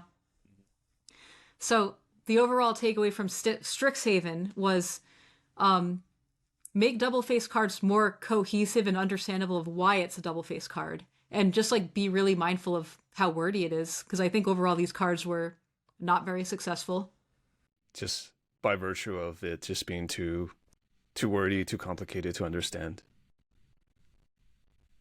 I think both of those are true, and it just resulted in the cards just overall not being that cool. Okay. So there is this kind of thing where if you try to squeeze in too much, then it just doesn't land with players for whatever reason. Yeah, like, I think with the Strixhaven cards, there was, like, too much going on in each card, and it just made the card as a whole not make sense. You know, like, why is this one Dean doing this weird thing with lands, and this other Dean is doing this other thing that makes no sense? Like, it didn't make sense as a card together. It just felt like two different Magic cards on one card. Mm-hmm. So it just was weird to read as a card, like in a draft or while opening a pack or something. It's like, okay, I got this one guy, he does this thing, flip it to the other side, he does this completely different thing. I have no idea what's going on. What side am I supposed to play or care about? Is this blue-green Dean supposed to go in my blue-green deck, or am I only supposed to care about one side over the other? So overall, it was just weird, confusing, and the cards were just not overall that exciting, you know? Mm-hmm. Okay, I'm going to put you on the spot. What's your favorite Magic card of all time? Oh, wow, I am so on the spot. Oh God, I don't know. Let's see. I'll try and think of a card that I like.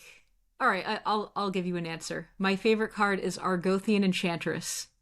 Okay, I'm just linking it to what you were saying. I know this is a really weird transition, but I just feel like when I ask most people what their favorite cards are, they're generally pretty simple or they're fairly easy to understand. I'm not Mm-hmm. saying every card needs to be someone's favorite card or even in their top 5 or top 10, but Mm. I just have never heard someone say that a double face card is like their favorite magic card or even in their top 5. Like it's a player, it's a piece in some deck, but it just never shows up that way. So I'm just wondering if like I'm just massively generalizing here, but I wonder if there's something there, you know? Yeah, that's a really good point, and there probably is something there, honestly. Like, double face cards, especially recently, are very like flavorful, right? I'll like so for example, the Strixhaven cards we were just talking about, they are these two opposing deans from the same school. Sure. So that's their thing. Um, There's a story there. it's Yeah. very specific. Yeah. And then in Call Time, it was this god and then his magical item or something. So super flavor intensive there, you know? So I think if the player chooses this as their favorite card, they're probably more interested in like the flavor of the card. It's like, The you know, lore or the Vorthos aspects. yeah. Like I remember like one of the Call Time ones, which was pretty interesting, was like supposed to be like Thor and his hammer or something. That wasn't the name, but I don't remember the name of the card. But it was like this red god who like did something with damage, and then the backside was like his hammer. That was an equipment, and it like dealt a bunch of damage or something. Like, you know, that's like cool and flavorful, even though it had a lot of words. Mm-hmm. So if the person really likes that story and like Norse mythology, they might pick that as their favorite card. Mm-hmm. But for gameplay, probably a lot less likely. Mm-hmm. Okay. Okay, I'm gonna make another transition here. So we touched on it earlier, but tell me about ice hockey. Like you started learning All right. ice hockey this year, and you mentioned to me before recording that there might be some similarities to learning something like a sport to possibly learning the learning process of Magic. So maybe you can tell me a little bit about that. Okay, so like how much beginning do we want to start here? So As much as you want. So okay, so I got interested in ice hockey because my partner plays. He's been playing for like over 30 years. I go to his games for like moral support. Turns out I actually really like watching. I think the game is fascinating. I think that the fact that these people are playing this team sport on ice skates is just so interesting to me. sure, it's kind of wild if you think about it. Yeah. Yeah, like especially for somebody who really didn't know how to skate, you know, so I had to learn how to skate too. Like I did like rollerblading as a kid or whatever, but I never knew how to stop or whatever. So just like the thought of like, wow, these people, not only can they skate, they also have to like coordinate moving around this ice surface and, you know, with a puck and getting like open and, you know, Coordination, also like in unison, like all that. Yeah. yeah, and like you know, taking a shot while being balanced on skates is it's just wild, you know. So I wanted to try it out. So I took a couple months to learn how to skate. Then I took some learn to play hockey classes. Really enjoyed it. So fast forward like 6 months later, now I'm playing in hockey leagues. Still a beginner player. I haven't even been playing for a year yet, you know, and I only just recently learned how to skate and still have a long way to go as far as learning goes. But anyway, the thing that I wanted to tie to Magic was just like the game is of hockey is just so deep and there's so much to learn, you know. And there's the game, like you know, the object of the game is to get the puck into the goal, whatever.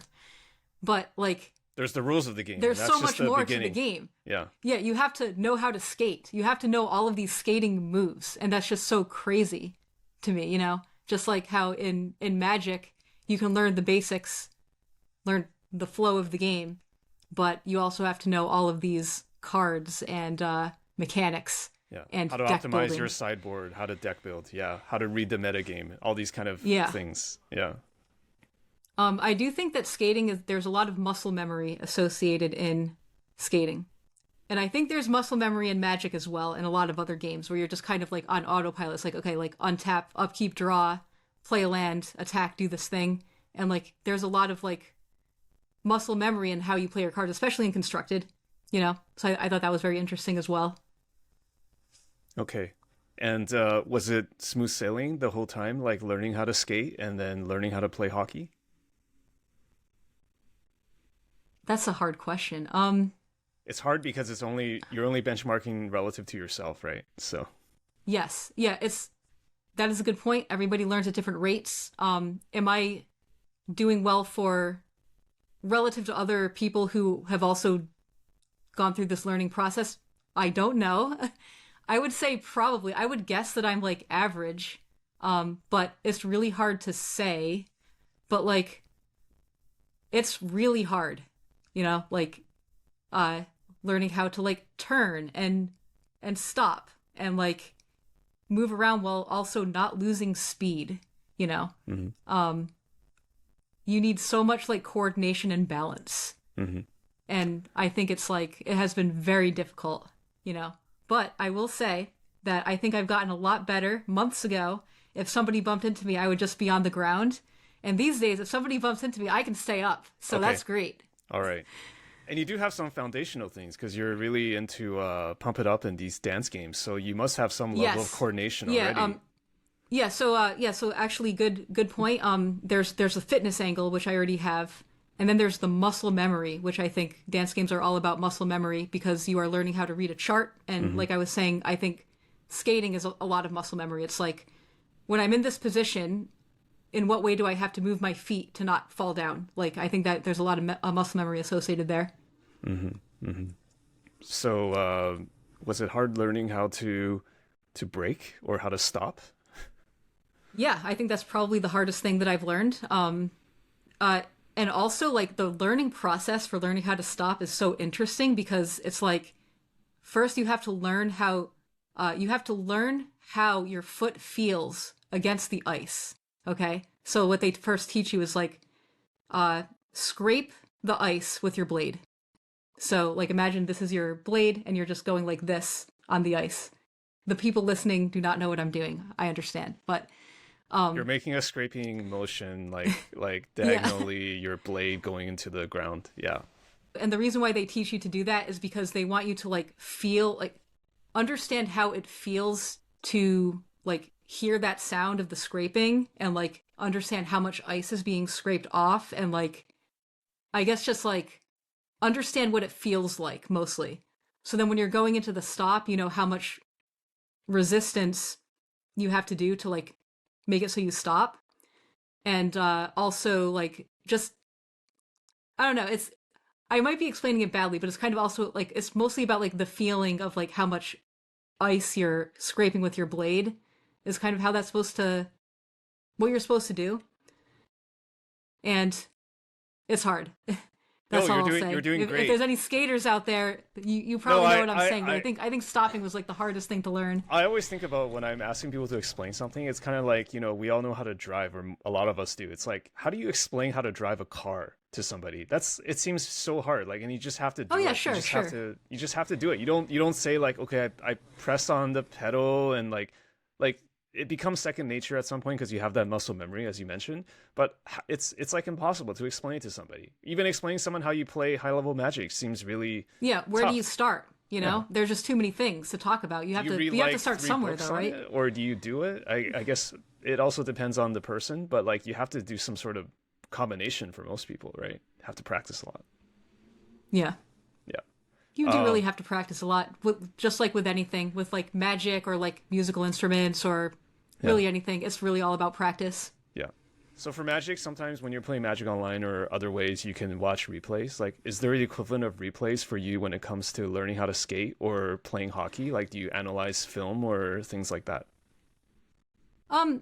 I think I'm not at the level where I will be analyzing NHL games because they just play at like such a different level that it's just. I mean, has anyone recorded learn you very much. Like playing hockey, and did you watch it back?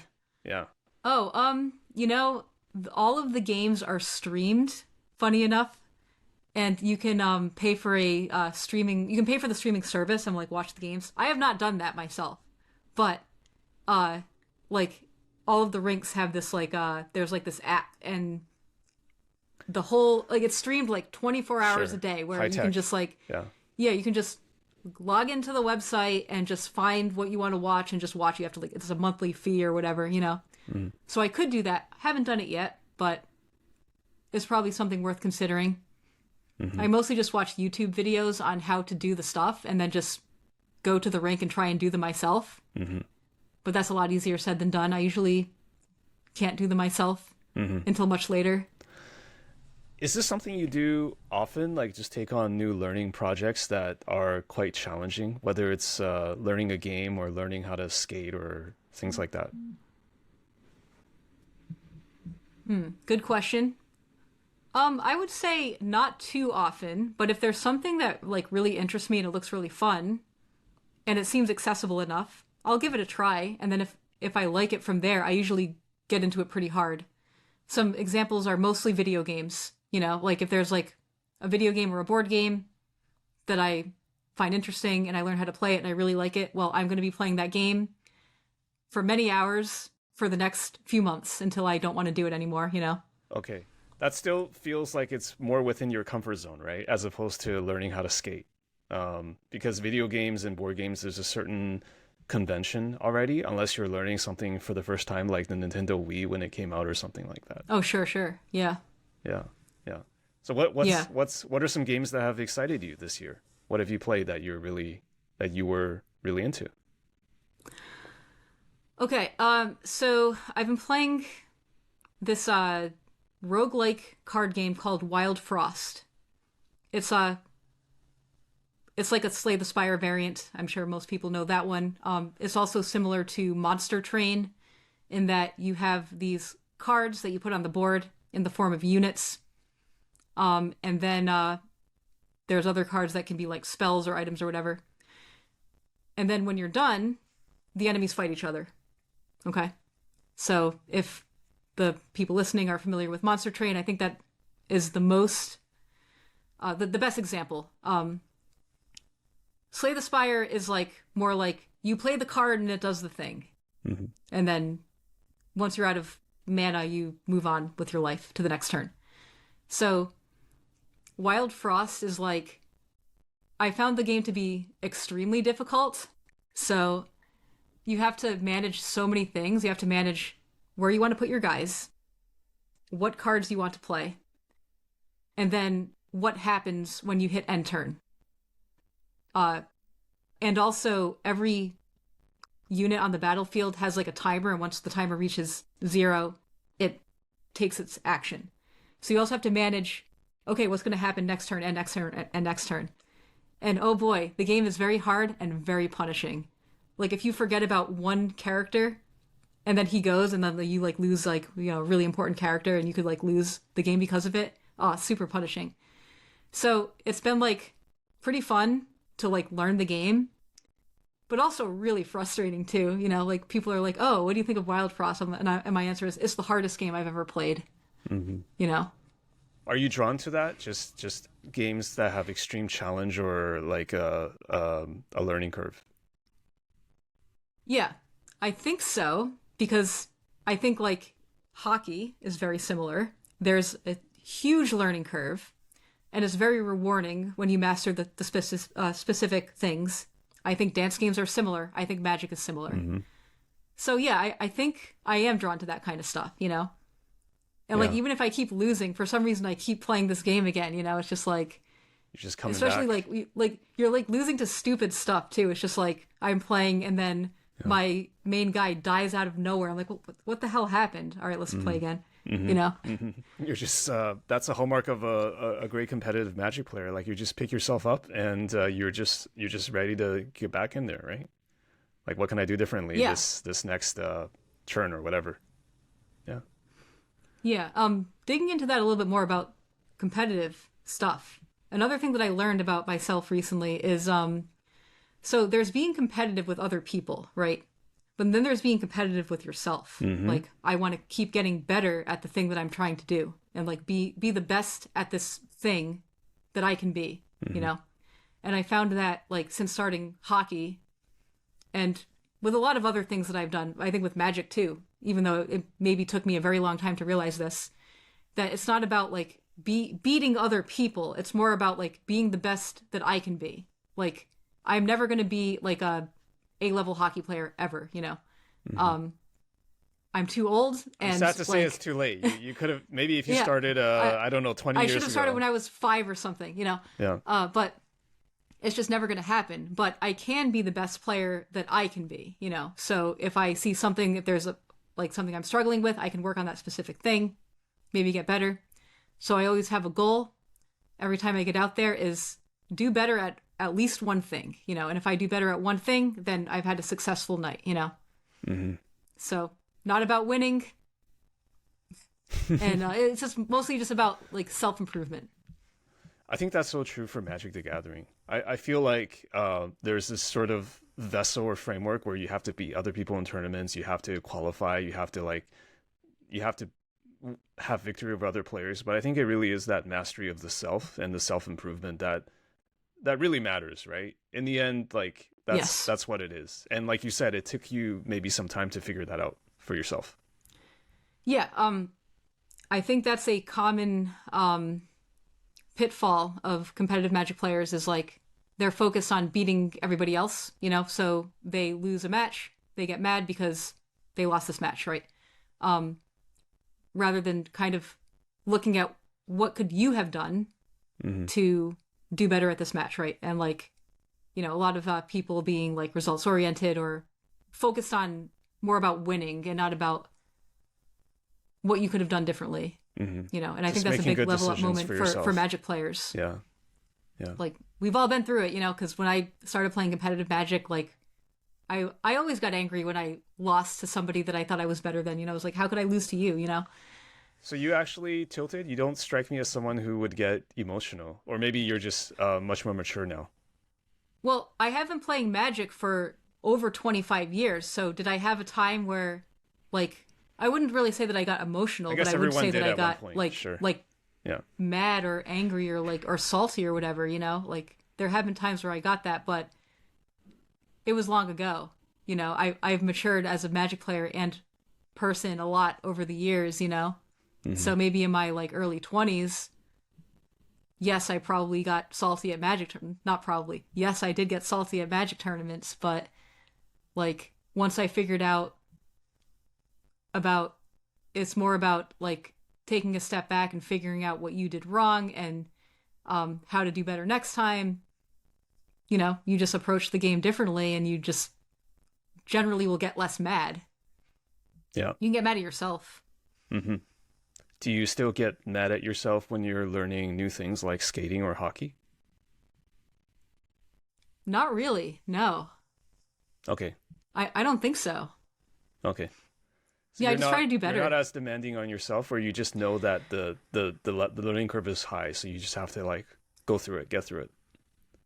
I think that like I and we like as people, we are just bad at things that we do. We are never the best at things that we do. I mean, maybe if you are specific people, but you get what I'm saying. Mm-hmm. Like we are not that good. Like Magic players are not that good at Magic. Sorry, but you're just not that good at Magic. And once you like learned that, when you fail at a thing, you're like, oh, okay, there's no reason to be mad. I just can, you know, take this as a learning experience and do better next time. Mm-hmm. So I wouldn't say that I get mad, but I am like, yep, that was my fault that I let that goal in. That sucks. Okay, but I'm not like mad at myself. Part of it is also owning up to things, sure, yeah, and being objective too. So. Yeah. Mm-hmm. Yeah. Okay. All right, let's wrap this up with the rapid fire segment that I promised you. So okay. All right, okay. Let's go. If there's a virtual sound of a bell ringing or something like at the beginning of a boxing match, we would definitely have it right now, but I don't have any sound effects, so let's just get right into it. Melissa, what's the best or most memorable Magic play you ever made? Okay, hopefully the story is not too long. I'll try and tell it as quickly as possible, but here it is. So I'm at a PTQ in 2008. It's Lorwyn block constructed, and I'm playing against a pretty good player. It's like the top 4. I'm playing fairies, blue-black fairies. The opponent is playing 5-color control. So this is the deck that had vivid lands and reflecting pools and played spells such as Cloud Thresher, Volcanic Fallout, Cruel Ultimatum. Okay? So think about all the mana costs there and the lands that we had access to. That was the deck. Okay. So at some point in the game, my opponent played a Volcanic Fallout, putting himself to 18 life. And we played a really long game where we had a lot of back and forth of resources, and he used a lot of Cloud Threshers to like wipe all the fairies off the board. And I drew a card called Puppeteer Click. And this is a card that when you cast it, you get to steal a creature out of the opponent's graveyard. It has haste, and then I think it dies at end of turn or something. Or maybe it dies, or it gets exiled. I don't know. People can look it up. So I cast this Puppeteer Click and take the opponent's Cloud Thresher out of his graveyard, dealing 2 damage to all flyers and all players, which kills the Puppeteer Click. The Puppeteer Click has Persist, so it comes back into play. I steal the other Cloud Thresher from the graveyard, dealing 2 damage to all players and all creatures with flying. So my opponent is now at 14, and the Cloud Threshers are 7/7s. So I swing at him, and that is 14 damage. So I go on to win that match and then win the PTQ. All right. Xaxes. Yes. Yeah, so it was, not only was it Xaxes, it was with 1 magic card, and my opponent needed a very specific graveyard to do it. Okay. Next question. What is the worst Magic play you ever made? And maybe what did you learn from it? Yeah, sure. So the worst play is not that interesting, but the learning was like pretty interesting. So this was at the Pro Tour that I top aided, which was Pro Tour Gatecrash 2013. And I was like deep into day 2 or something. And I was playing against Yul Larson. He was playing a Jeskai Charms, like Boros Reckoner and like Azorius Charm. And I think the goal was to deal damage to the Boros Reckoner to like kill the opponent or something. It was like a mid-range deck that played those cards. All right, anyway, he had a Cavern of Souls in play. It was naming some relevant creature type, but I forgot about it. So he cast a creature with the Cavern of Souls. I countered it with a Dissipate, and It's uncounterable. he said okay. Yeah. Yeah. Like he said okay, and he didn't put the creature in the graveyard. And I looked at the board and saw the Cavern of Souls, and was like, okay. So I put the Dissipate into my graveyard, and just like did not get flustered and did not let it affect me, and just continued to play the game like it didn't happen. Like it was just a very normal thing. Like, play this card, Dissipate, okay, we move on. And I just mostly learned to just like not let mistakes get to me and just, recover quickly and just continue to play. And I went on to win. I don't remember if I won that game, but I did win the match. I might have won that game too, but I don't remember. Another interesting thing that happened in that match was, and that play, was Dave Humphreys, who at the time he was like the recruiter for R&D, and he was looking for players to like interview to like work at Wizards, and he watched the whole thing.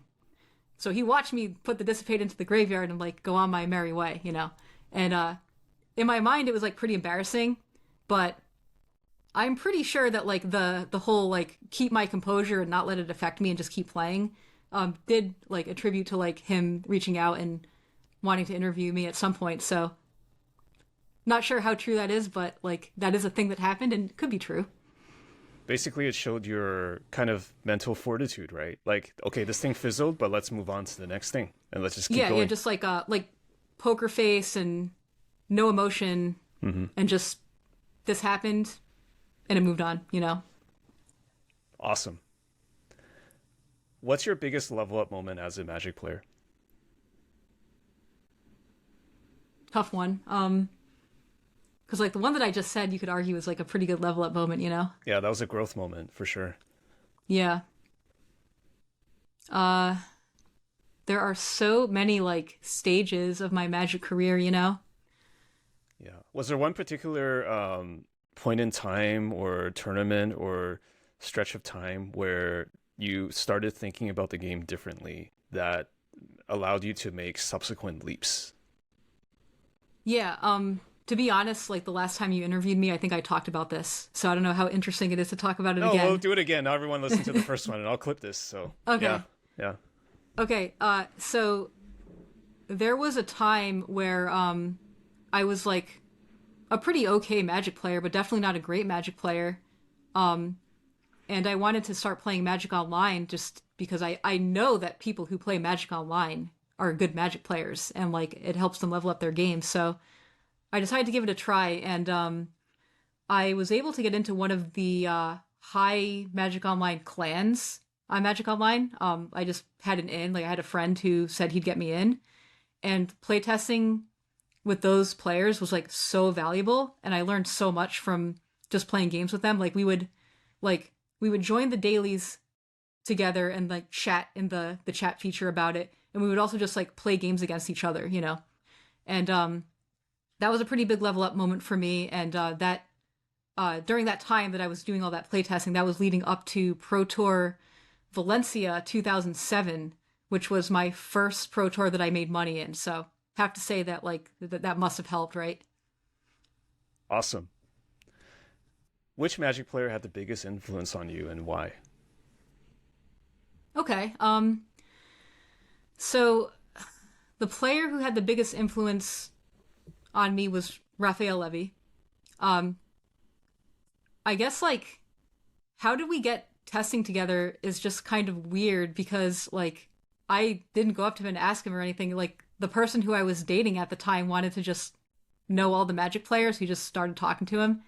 And one GP, he needed a room, um, and we had extra space, so he stayed in our room for the GP, and we just like talked and became friends. We had a lot in common. So um, at that point, when I qualified for my next Pro Tour, and I needed somebody to test with, he was like, "Yeah, you can test with us. Let's go." So we tested together for that Pro Tour, and it happened to be the one that I made top 8 of, which was Gate Crash 2013, and lots of level up moments like during that whole week of like play testing with like players who were just a lot better than me, including multiple Hall of Fame players, you know. And over the next like 2 years, we play tested every Pro Tour together, learned a lot from him. His approach to the game is just like he approaches the game like Magic has variance, and you are not going to win all of your games, and you just have to understand that variance happens. And like that was something that I took to heart, something that I learned from him. And I think it helped me a lot to just realize that like, you know, sometimes you have a low percent chance to win this match, but it's still a chance, you know, you can play to your outs, you know. So yeah, that's the answer. What's your favorite Magic related travel story? Maybe something that happened to you. Okay, let's see. Are any of these stories good though? Um, I need a second to think. I don't want to tell a story of something where I did something stupid. You could try them out, and we can just pick the one that ends up being the best one. You know. Okay, the one that I am thinking of, I don't think I should tell. So let me just move on for a second. Okay.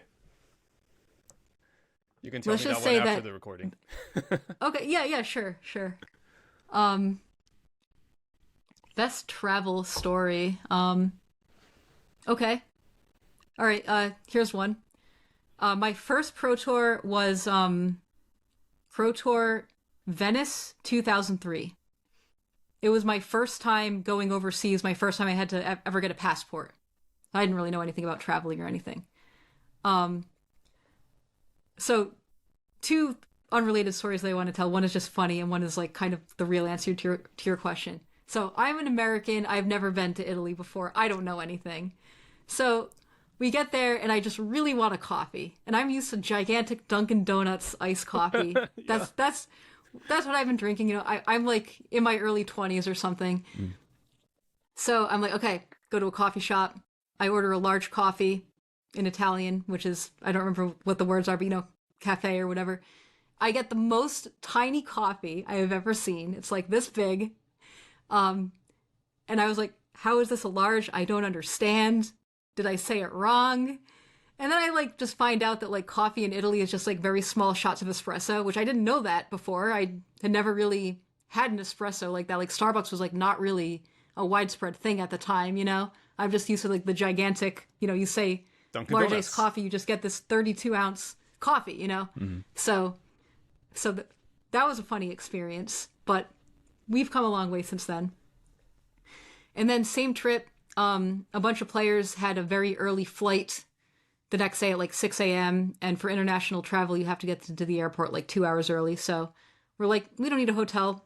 Let's just go to the airport at, 3:30, 4 a.m. or whatever, because, we're young and don't need sleep. So in Venice, the airport, so Venice is like on an island, or it is an island, and it's just very hard to get around, and they use boats for a lot of the travel, like water taxis and stuff. So you had to take a water taxi or a water bus to get to the airport, and they were not running at the time we wanted to go. So we just had to go the night before. So we just had to go at like 11 p.m. or something. So we just had a ton of time to kill at the airport, and everything was closed.